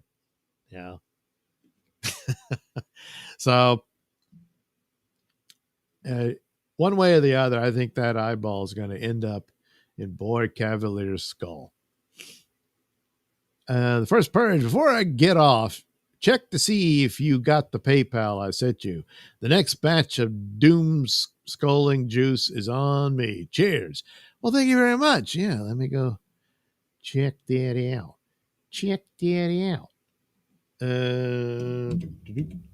Oh, wait, I know. It'll tell me. Yep, there we go.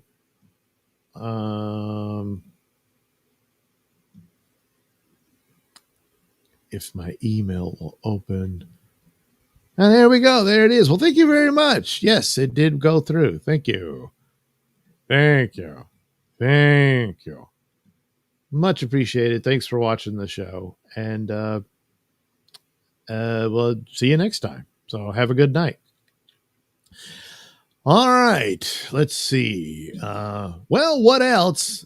Talked about Superman and Batman. So what else is there to talk about? More Batman. That's right. Yeah. You got to hit share. Yeah. And you got to hit that. Yeah. Yeah. There we go. No, he's not going to do a biopic of The Cure. He's Batman. Matt Reeves gives The Batman Part Number 2 update at the Emmys. Yeah, I didn't watch the Emmys either because as far as I'm concerned, award shows don't matter anymore. They're not real. Matt Reeves appeared at the Emmys on Sunday and revealed new details about The Batman Number 2, including when filming will begin and how the script has come together. So, filming timeline. Reeves confirmed cameras will roll in spring 2026. Hey, just like Man of Tomorrow, you know. Could there be a cross-up? No. Yeah, we start shooting in spring. We'll shoot probably like April. You might want to nail that down. End of April, beginning of May, something like that. He added that the script co-written with Mattson Tomlin is finished and has already been shared with Robert Pattinson. Reeves said Pattinson was super excited about the story and believes the sequel will go further than the first film. Well, it does in a lot of ways, and needs to more and surpass it, you know. So let's hope so. Anyway, while praising Krista Milioti's performance in the Penguin series, Reeves made clear her character will not appear in the Batman number 2. That's unfortunate, but maybe we can get a Penguin season 2. I mean, she does get a letter from Selena Kyle while she's back in Arkham. And so that seems like, oh, got to set up something here because surprise, surprise, they're sisters, half sisters, but nevertheless sisters. She's not in this one. We were so far along in the story that it might upset the apple cart. You see, I'm not sure I buy a lot of that because I think the impact of the Penguin series probably went a long way in changing what their plans were initially. Granted, there apparently were some personal issues with Reeves, so they gave him some leeway on how long it took. But the delay is another problem that adds to the overall problem of you're going to have two Batmen competing. What are you going to do? You know, and that sort of thing. But well, these things happen. But the Penguin series was so much better than the Batman film, and following in line with that approach and whatnot makes a whole lot more sense. And no doubt the Penguin was going to play a role in the sequel because he's established in the first one and all that. But he's become this formidable character that it just, I mean, they talk about possibly Clayface or Mr. Freeze might be the villain in the second one. Both of those are characters that are really out of the realm of the reality based. There's different versions of a Mr. Freeze. You could take my idea from the Bugman audio play where he paralyzes people, thereby freezing them. That sort of thing. And it could be something akin to that he doesn't have this ray gun that freezes people. Or he douses them with liquid nitrogen, I suppose. But yeah, that sort of thing to make him more of a grounded reality-based character. But the main thing is just Penguin's the big villain. It's Batman versus the Penguin. And you could do it like that. But I don't know. He says it's too far along. Maybe so. And he doesn't have room for her because then it becomes like a her versus Penguin story. And then, I don't know, Batman's along for the ride, you know. The one weakness for overall for Penguin is there just wasn't enough involvement of Batman. Even if you just had a body double do some scenes where you know he's present and aware of what's going on and can't quite prevent it overall, that could have gone a long way. Just having the bat signal at the end of the show is nowhere near enough. And the movies, it really, I doubt that they will, but they need to explain, was he out of town? Was he overseas doing something else? That sort of thing, because a lot happens to Gotham City because of what Penguin's up to, and Batman never shows up. I just don't buy that, you know. But nevertheless, still a great show. So yeah, I guess she's just not going to show up. But maybe there'll be a Penguin part 2 or season 2. The only thing there is that Colin Farrell has got to be sick to death tired of that suit and the makeup. And that's so I don't know. We'll see, but it was just so damn good. He hinted at wanting to revisit her down the line if the story allows. Reeves also filled in the Hollywood Reporter, which was backed up on X by co-writer Mattson Tomlin.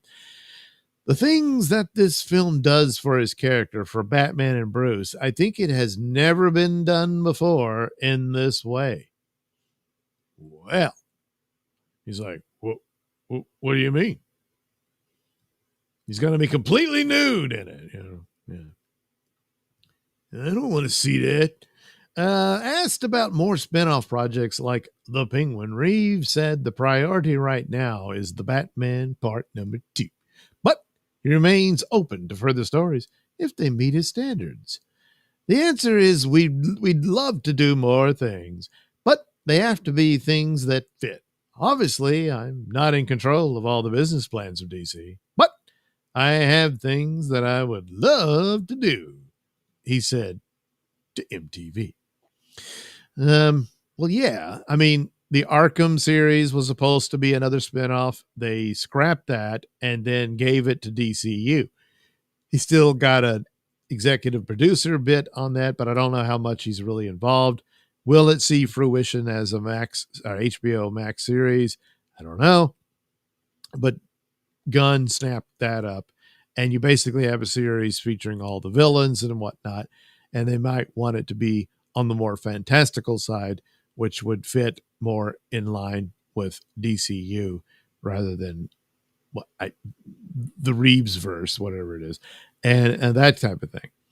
Clayface was another thing. There were rumors about Clayface, and I could see the original version of Clayface being a villain in the Matt Reeves version, not the shape-shifting one. But the Clayface movie, which is being put out like a horror movie, is going to be the more fantastical one where he does shapeshift and all that. So, all right, but he's not so far a part of Reeves' Batverse, what have you. But that could change, to settle things down a bit and make it more shiny for a potential buyer of the whole company, Anyway, there you go. Batman number 2 on the way. We'll begin shooting, sometime in April, maybe May. I don't know. You better know quickly. You can't take any more delays. But yeah, I guess Bruce Wayne is really into the Cure. Really into the Cure. All right. There we go. We're all caught up on the Batman.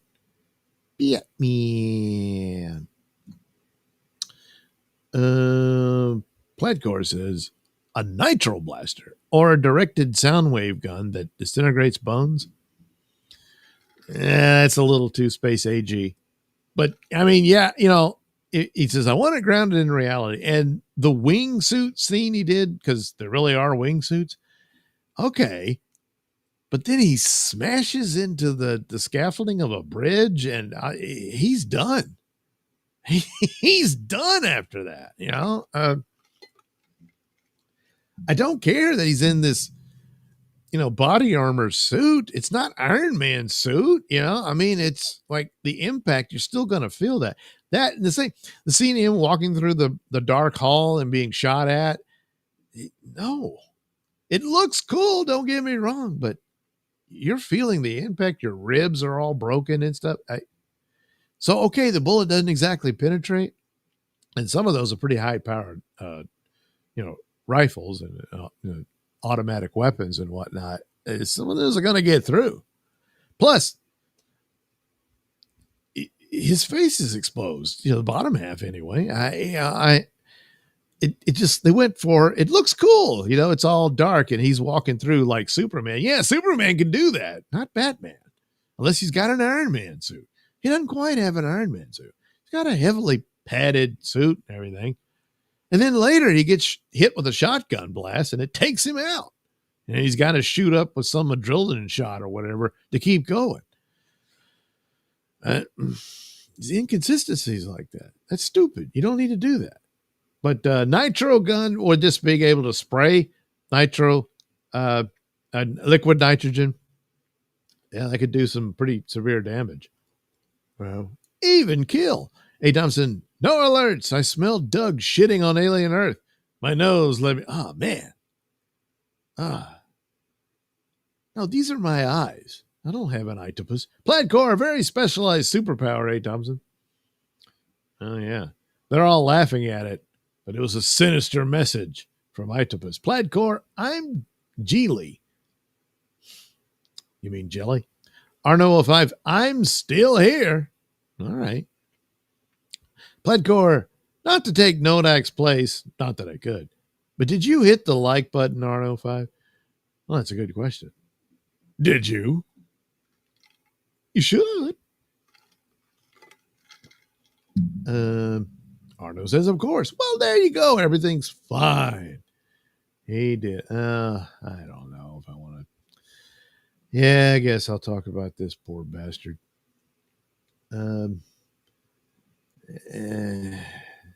Geez, I mean,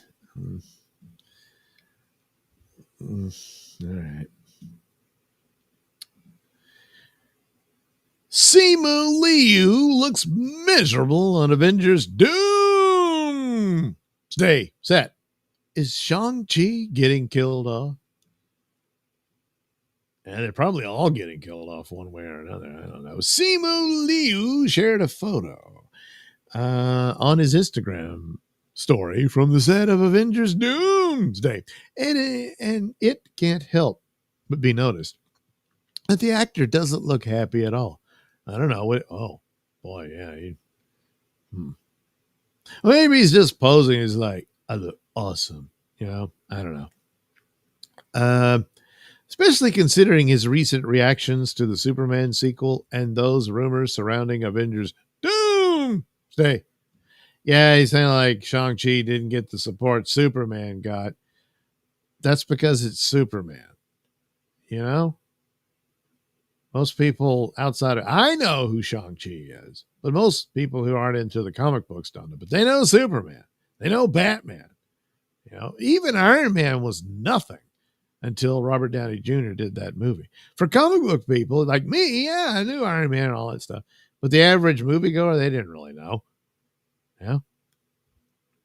So no Shang-Chi 2, but Superman gets a sequel. That's why he was so mad. He immediately announced there'd be a follow-up. And he's like, hey, where's my sequel? Now, of the crappy movies that was a part of, is it phase 4, I guess? Shang-Chi was probably one of the better ones, despite his a-hole attitude. He's one of these that mouthed off and crapped on people for no good reason at all, and his head got way too swelled up, thinking he's a major big deal, that kind of thing. So, boy, he's gonna have a hard fall that he pretty much did to himself. But the movie in and of itself, it's not really the Shang-Chi story. That's another thing. They could have gone full on kung fu stuff and a tribute to the old kung fu movies, which is what Shang-Chi was born out of in the comics. That would have been really cool, probably a lot better. But for what it was, even with the weird triple winged rabbit chicken thing, it just wasn't as bad as some of the other, like Eternals. Oh my God, that was horrible. Shang-Chi's way better than that. nobody knew who it was. It didn't really fit in with other stuff, and on top of that, he was terrible. His attitude towards the audience and everything, that goes a long way. He's sort of pre Rachel Zegler type attitude, and that was stupid. So, but even if he hadn't done that, would the movie have done better? Maybe a little, but. So anyway, the reaction comes only weeks after Leo's deadpan response to the announcement of James Gunn's Superman Man of Tomorrow, a sequel set for release in 2027, after the first movie earned $615 million worldwide. Liu pointed out the irony that Superman quickly got a sequel while Shang-Chi 2 hasn't been announced, even though the 2021 film grossed over $432 million globally. To boot, Shang-Chi director Destin Daniel Cretton is now directing Spider-Man 4. Well, it's Spider-Man. You understand? See, when it comes to DC and Marvel, for DC, it's Batman is the big deal. For Marvel, it's Spider-Man. And despite all the successes of other characters getting a lot of name recognition and whatnot, it's still Spider-Man. That's the big kahuna. So adding to the speculation are recent reports that Avengers Doomsday will reset the post-Endgame MCU entirely, effectively erasing characters introduced in 2019. That could mean Shang-Chi's run is nearing its end, making Liu's somber photo feel like more than a coincidence. It would mean Shang-Chi is erased from the MCU. We can add that perhaps Simu Liu received word that Shang-Chi 2 isn't happening. Probably not. Liu is confirmed to appear in Avengers Doomsday, scheduled for December 18th, 2026. With no sequel for Shang-Chi on the horizon, and rumors swirling about Marvel wiping the slate clean, it can't be helped but wonder how much longer he'll be a part of the MCU. His recent posts only add to the uncertainty. Well, yeah, it was always known there's going to be a massive reboot. That said, some of them could continue on, perhaps with a new backstory or something along those lines. I don't know. But he didn't really win anybody over with his attitude. But still, a lot of people who probably don't deserve this same treatment are going to get it too. Well, you're the face of a failure, all this type of thing. And move forward with a recast in the role. I still think they should go, there's still mysticism and stuff part of the Shang-Chi story. And I would have said, a D+ series could have worked better, but D+ just doesn't deliver. So I don't know. They really need to check that up. But again, it's like the TV shows are okay, and they can be affected by movies. They cannot then affect the movies. It can't go the other way because movie audience is going to get lost and that sort of thing. But nevertheless, he kind of did himself in. Some of the elements is not his fault, and I understand that, and it's unfortunate. But and even though the Shang-Chi movie was probably the best of those batches of movies, they did that just weren't that great. But man, his attitude was just so wrong. And then immediately calling everybody a bigot and that sort of thing. Immediately go to that. It's like, all right, I don't think anyone's going to be all that sympathetic. I'd say learn the lesson, but I'm dubious that'll happen. But maybe he'll bounce back in something else. And, well, we'll see. All right. Well, that's it for Marvel news, which, it really all that much, I suppose.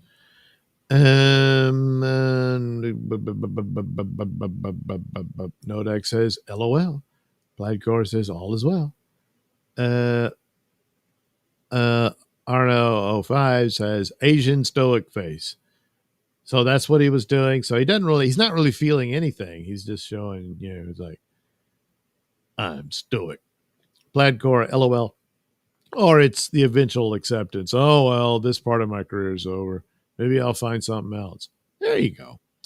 Arno, Robert Downey Jr. is a legend. Robert Downey Jr., his whole story, it's a fascinating thing because I was going to say you never see anything like that. Because when you think of where he was and the troubles he had and how far to the bottom he had fallen, and it was just, well, when are we going to get the news that that's it, he's gone?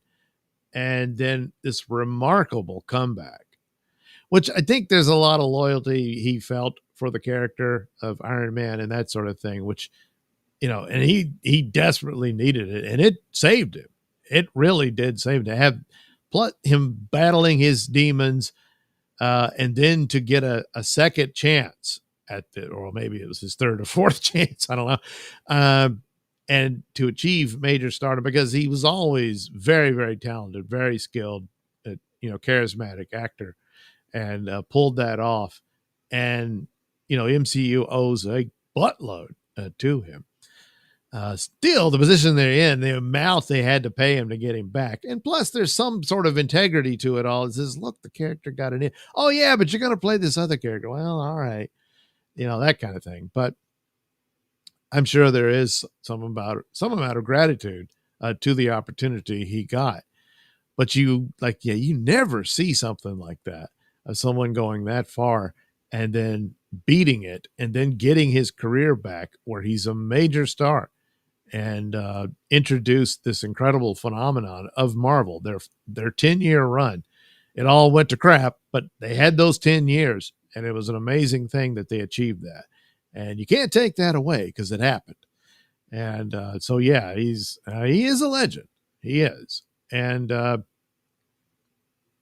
where it goes from here, I don't know. I recently saw Charlie Sheen's interview with Megyn Kelly, and that's an amazing thing because of his demons and stuff that he was doing and all those drugs and whatnot. And it looks like he beat it. Now, what he does professionally from here on out, I don't know, but maybe he's another one who managed to beat that, because the odds are it only ends one way. So maybe he did. It looks like it. He seemed really healthy and normal, and funny and stuff. So, we'll see. There's things about like Robert Downey Jr. There was an interview he was doing and someone was badgering him, questioning him about the drug abuse and stuff. And he didn't want to talk about that. And I'm like, yeah, leave him alone. We all know the story. And depending on what he did to get himself on track, it might be dangerous for him to dwell on that stuff. And so that's some of the things. Sometimes that's how it works. That's how the therapy goes. You got to train yourself not to go there, because you've already proven you can't handle it. So this is how he handles it. And I'm sure he's got a very good sponsor or whatnot who watches out for him and that sort of thing, because he hasn't fallen all this time. You'd know it if he did. And that's the kind of thing. It's like, yeah, that story's done. There's nothing else. Hopefully there never is anything else. And so, yeah, leave him alone, and a lot of times those interviews is like, and the only thing I was ever interested in with celebrity interviews is whatever show or movie they're in. How did it get started? That kind of thing. How was it made?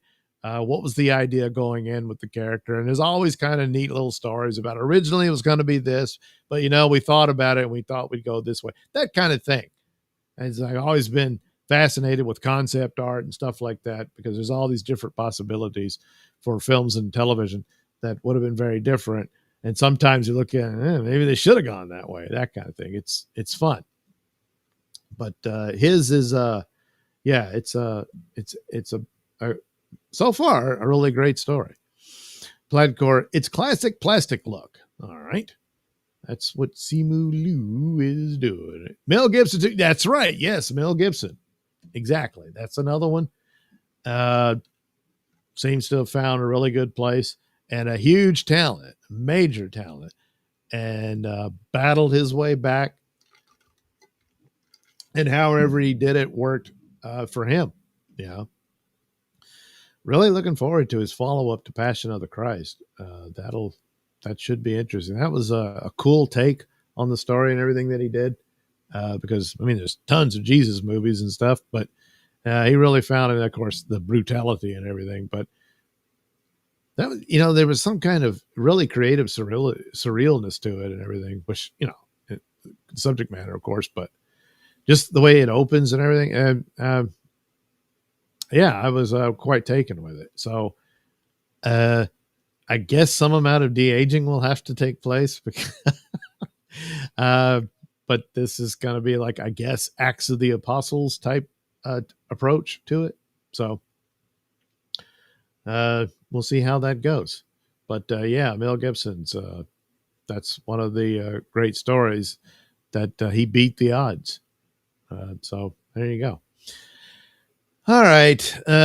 Well, I was going to do this. I don't think I will. I mean, basically, another actor stumbled into this Charlie Kirk stuff and shouldn't have done it. It's not as bad as some of the others. It's, well, I guess since I went ahead and mentioned it, I'll go ahead and show it, but I don't think I'll clip it for anything.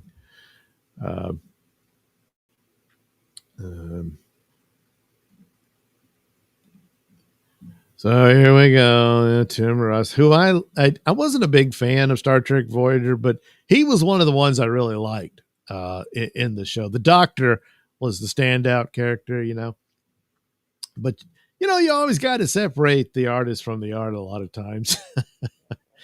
And I've seen him other stuff. He's a good actor and everything, but of course his politics are nowhere near in line with mine, but I just accepted that. And then you weigh into something like this. Yeah, don't. So basically this is what he did. Post this picture. Don't do that. But he did. There's people who outright celebrated what happened to Charlie Kirk, and that's way more serious. Here you're making light of it. That's just a really bad thing. Meanwhile, Captain Kirk himself, William Shatner, what does he do? He does the exact right thing.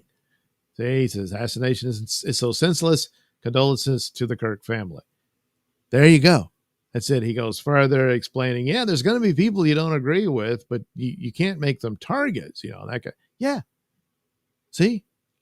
Hear from the elder statesman of William Shatner telling you the basic common sense approach. That's all. That's it. He's not saying he was totally down with Charlie Kirk's ideas and all that sort of stuff. But he's a gentleman, I mean, this is civility.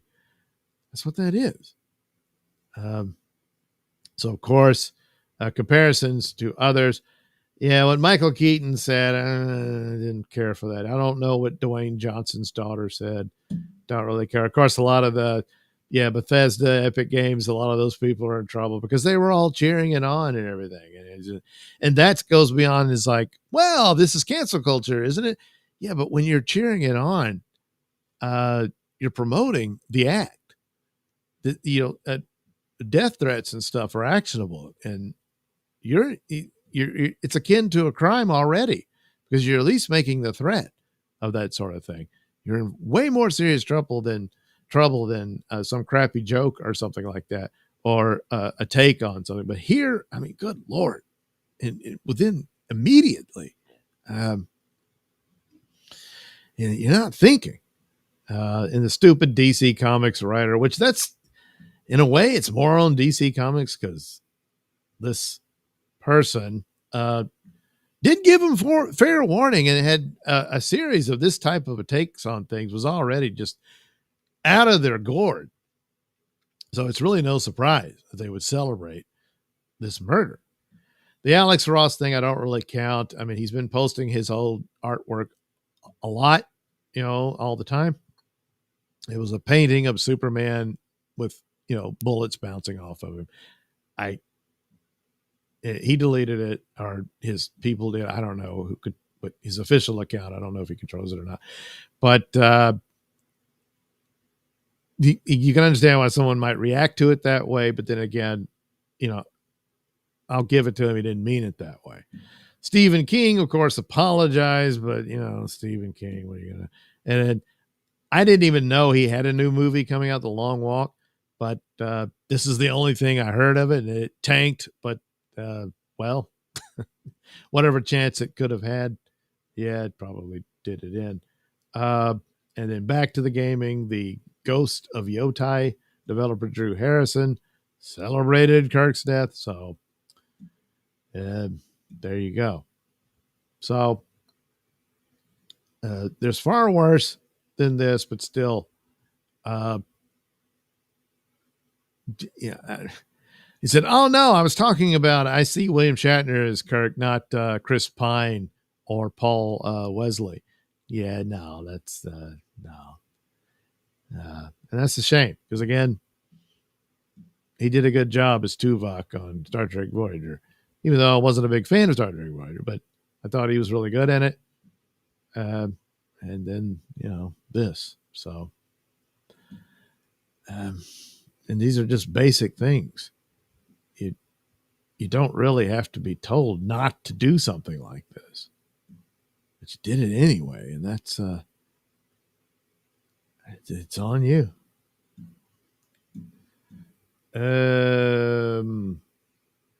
Yeah, Mel Gibson, Alan J. Mannix. Oh, she. Flaggor, Next Generation was great, especially seasons 1 through 4. I think season 3 onward, the first 2 seasons, they're perfect. They're perfect. I mean, they have sci-fi concept. They're solid on that, but it was a bit shaky. Kind of stumbled here and there. Season 3 really takes off, and from then, it's excellent. I don't know why you don't think of 5, 6, and 7 any good. I thought they were pretty good, and ended off well. Deep Space Nine is just better than Voyager, but it's nowhere near on the level. Some episodes did get to Next Generation level, but it wasn't as good as Next Generation. And they were basically getting more derivative and watered down. They tried to come up with concepts to separate them so they could be their own thing. They were on a space station. Voyager is lost in space, that sort of thing. And then Enterprise is in the past, but they were really flailing for what to do. In the case of Enterprise, it got really good right when they got canceled. So maybe that, could have worked out. But Next Generation is a force to be reckoned with. They really did some great stuff there. But I don't know. I guess, the steam runs out eventually. I always thought maybe they should have just done a season 8 instead of the movies. They didn't really care for the movies that much. But maybe not. Maybe they didn't have it anymore. Alan J. Mannix, did you guys ever hear a Mel Gibson song by John Loyoy? No, I didn't. Maybe I did and I forgot it. But yeah. Plaidcore says, yo, Alan. A good point, Plaidcore. Hi, Alan. Thanks for watching the show. He salutes Plaidcore. Plaidcore says, nah, but I will. So, yeah, I guess I got to check that out. The Mel Gibson song by John Loyoy. So I'll have to look that up, I guess. Alan J. Mannix, Doug, look out. There's an alien behind you. Oh, don't worry. Wendy has trained it to be all sweet and cuddly. I'm pretty sure. Alan J. Mannix, oh shit, you're in space. Well, it's appropriate. I started it off with a review of Alien Earth, and so I thought it'd be a cool thing. The power keeps going out.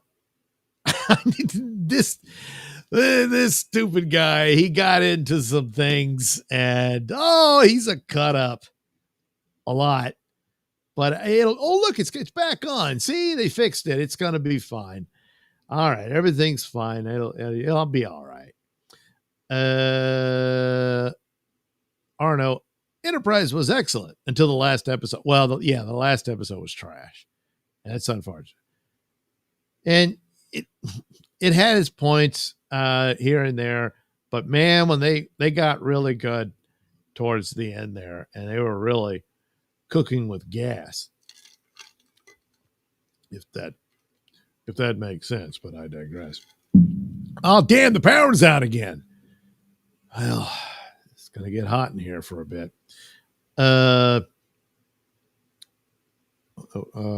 Oh, LNG Maddox LaJoy? Is that how you pronounce it? LaJoy?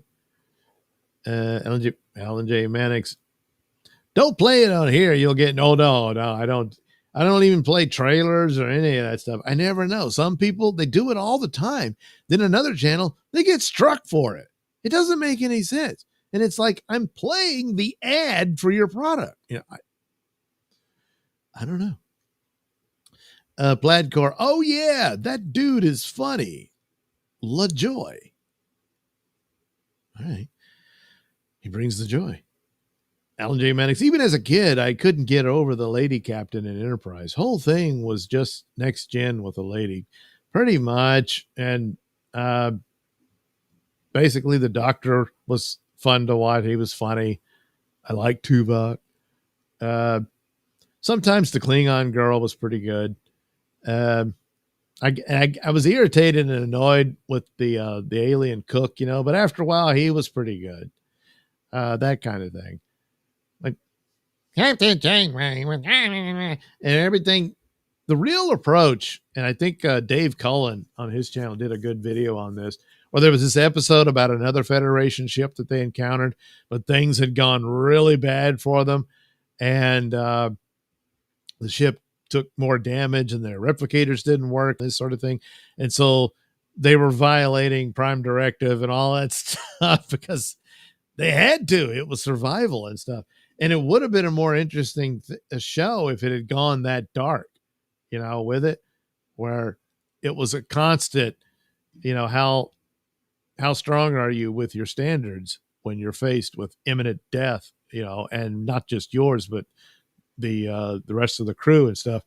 And I think if they had taken that approach, might have been more interesting. But instead, you put them in this other quadrant of the galaxy that the Federation has never been to and stuff. And then it's just a rehash of Next Generation. Like they threw in the Kazons, which are basically Klingons with sort of alien afros. So, yeah, it's just like, oh, man. And then, of course, the Borg show, which made sense. The Borg could have that reach and all that. Fine.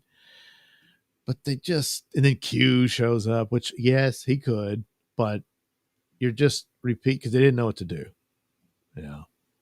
So, and really, it probably would have been a shorter series, that kind of darkness and whatnot. And then when they get back, they're all kind of, do we just keep quiet about what we did? That kind of thing. I think Equinox, that was Starship Equinox, I believe, was the episode. And I'm like, maybe it should have been Star Trek Equinox. It would have been a more interesting series. But, they just didn't do it. Planet Core, the writing was worse on Voyager. Yeah, it was. It really fell off. Arno, Ellen J. Maddox, it was an Enterprise. You're thinking of Deep Space Nine. What did he say about I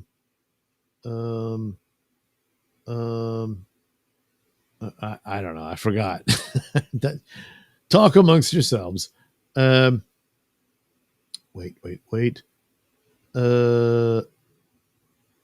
Where am I? Okay, there we are. And the ship was lit up with no light source.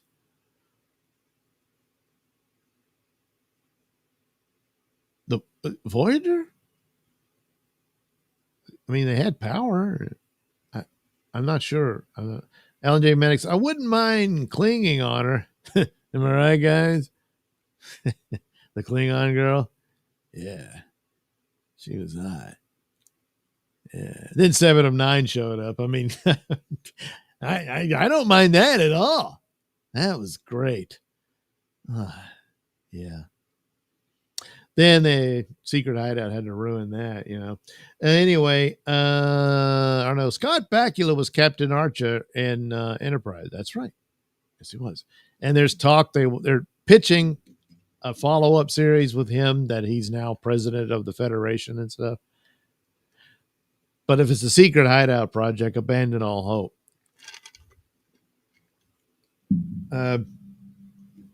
By all accounts, and of course it stands to reason that secret hideout is coming to an end as it pertains to Star Trek. And it's the only thing that would make sense. So it probably will happen. So different people in charge, maybe, but Scott Bakula was doing a Q&A. He says, yeah, I'd like to see it happen. I hope it happens. That's very interested in all that. And the writer pushing for it, I think, or producer, what have you, pitching it and everything. But then he made mention of Discovery, and I'm like, no, just ignore secret hideout stuff. All of it. All of it. That includes Picard season 3. I'm sorry. I know a lot of people enjoyed it, but it's too attached to all that stuff. And then how it ended with that final scene with Picard Jr. and his two mommies and all that. You know what that pertains to, you know. Had they kept the asshole captain alive from that with the Starship Titan and all that, you got something there. The back and forth between him and 7 of 9 and stuff, this asshole relationship, you know, he's the asshole with a heart of gold. He ends up doing the right thing. But boy, is he difficult to work with sometimes. That kind of thing. Well, that's a unique take on it, and that could be something to work with. And you still got Picard Jr. there and Geordi's daughter being his girlfriend and all that. They're fine. But, yeah. But still, the whole Picard thing of him, he's not even Picard. He's just a robot facsimile of him. Yeah, oh, God, that Picard series is terrible. And Picard season 3 left to its own, and those other two, that would have been better, but it's not what they did. So best thing for Star Trek is to start fresh, brand new crew, brand new ship in an era beyond the Next Generation era, and get some science fiction writers to have your concept down solid. And that's what Star Trek is. You know, that's all you got to do. Plague by worse. I meant bad. LOL. All right. LJ Mannix. I'm actually thinking of Voyager, apparently. Okay. Arno. Sorry, yeah, Voyager. LOL. LJ Mannix. You're right, Plaidcore. It's just like the moon landing. One small step for Janeway and Lugs. Hey pals, hope the night morning is treating you all well. Well, hi Lugs. We're pretty much at the end, so you missed everything. But don't worry, the whole video is up, so you can catch up later. Plus, I'm going to. Wow, boy, I really need to, because this is a lot to download, and I got to get these clips out. I was like, I can get this done in an hour. It's over 2 hours. When am I going to learn?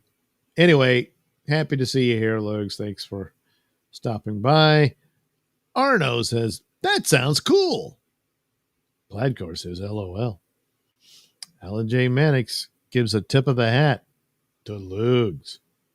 Arno says, Lugs! And as Pat says, he's not booing. He's saying Lugs. Plaidcore says, hey, Lugs. Arno says, I didn't like Picard at all. You mean the character or the stupid show they did? Yeah, there's nothing there. It's sad. And really, the way they did it, I mean, the STD was always stupid, and I was like, oh, God.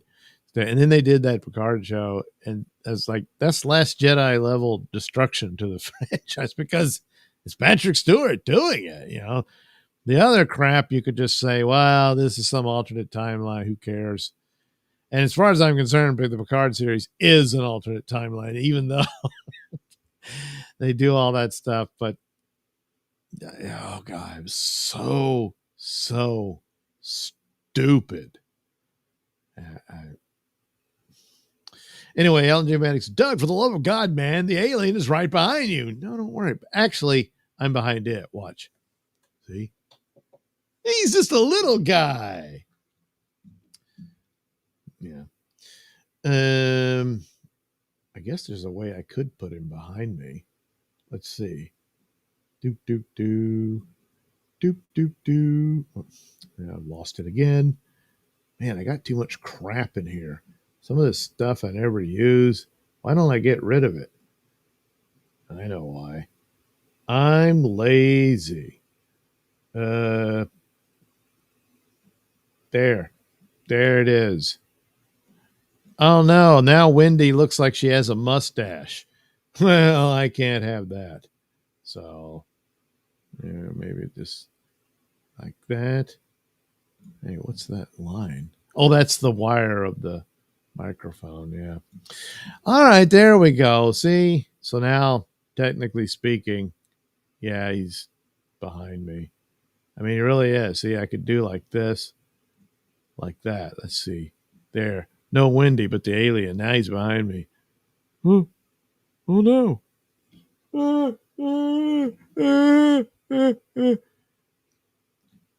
And now essentially Wendy's gone. So it's like, oh no, there's no one to tell him, bad alien, bad. Don't eat Doug. He's got the keys to the spaceship. How the hell are we going to get back home, you know? See? You better think about that, asshole Zeno. I mean, buddy, who's a good boy? Who's a good boy? I guess I gotta go.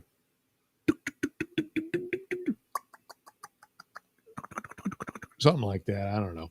Ellen J. Mannix, Doug's lady is hot, though. She is. How'd you know about her? Oh, the cartoon? Yeah. Ellen J. Mannix, hope she doesn't get hurt. Well, she's got superpowers. And look what she did with the last xenomorph. This one doesn't know about that. But, yeah, she cut that one in half. Barely broke a sweat. Okay, she did quite the sweat. You know, it was dripping out of her forehead. But still. Plaidcore, I think he got space froze, Alan. Huh? Arno, The Stupid Show. No, not a fan. Alan J. Mannix, Deep Space Freeze. What, am I frozen on screen? Doesn't look like it. Oh. At least I'm only looking at Rumble, so I don't know.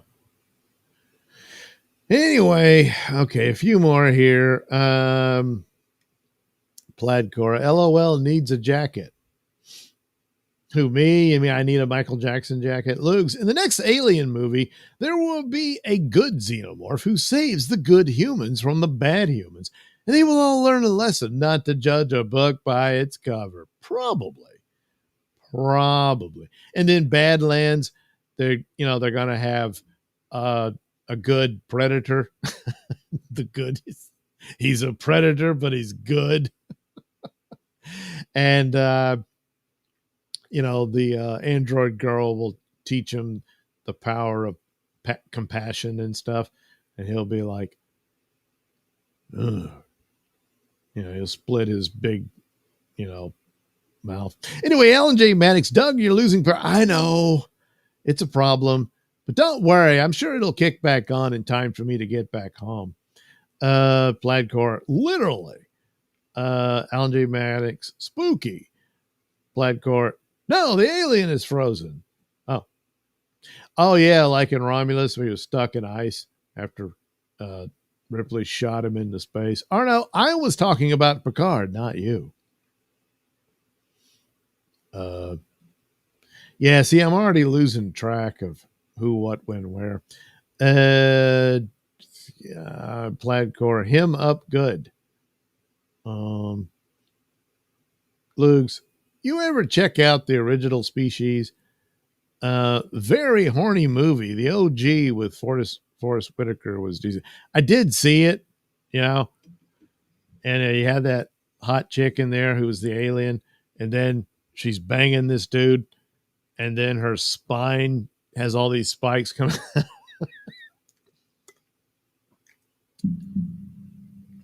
These things happen. It's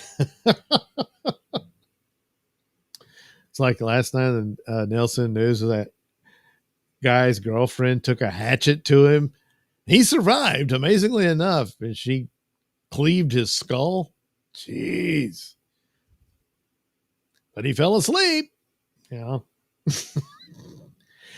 Lugs, and then there were like 4 sequels. Yeah, I didn't bother with the sequels to Species. I thought, look, this is a one and done thing.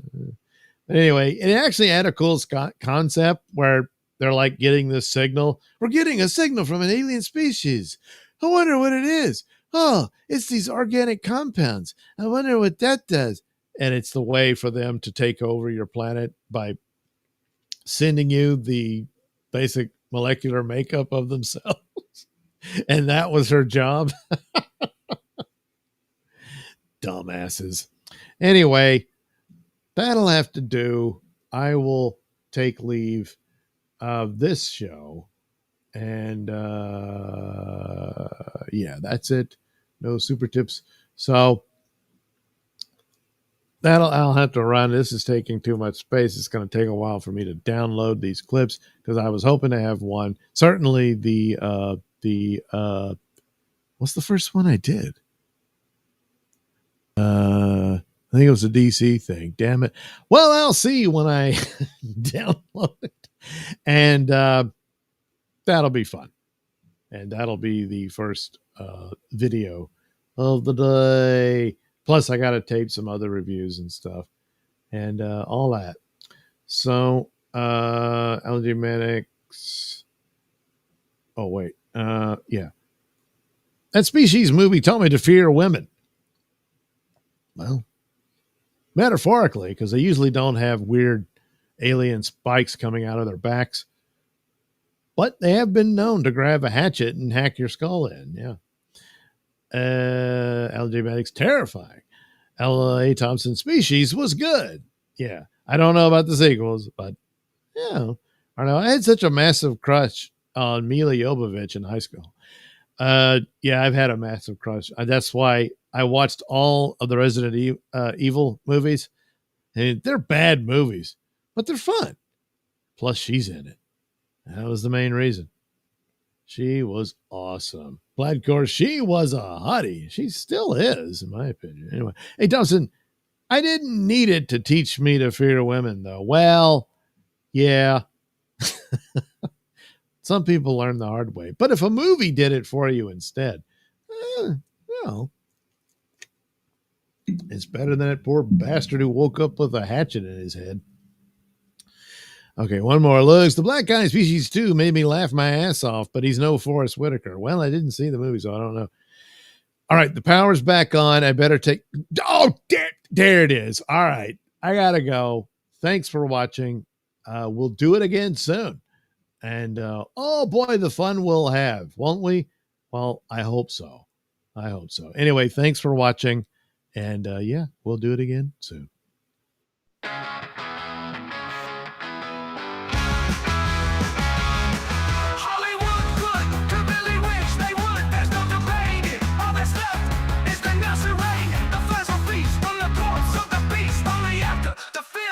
Vulture.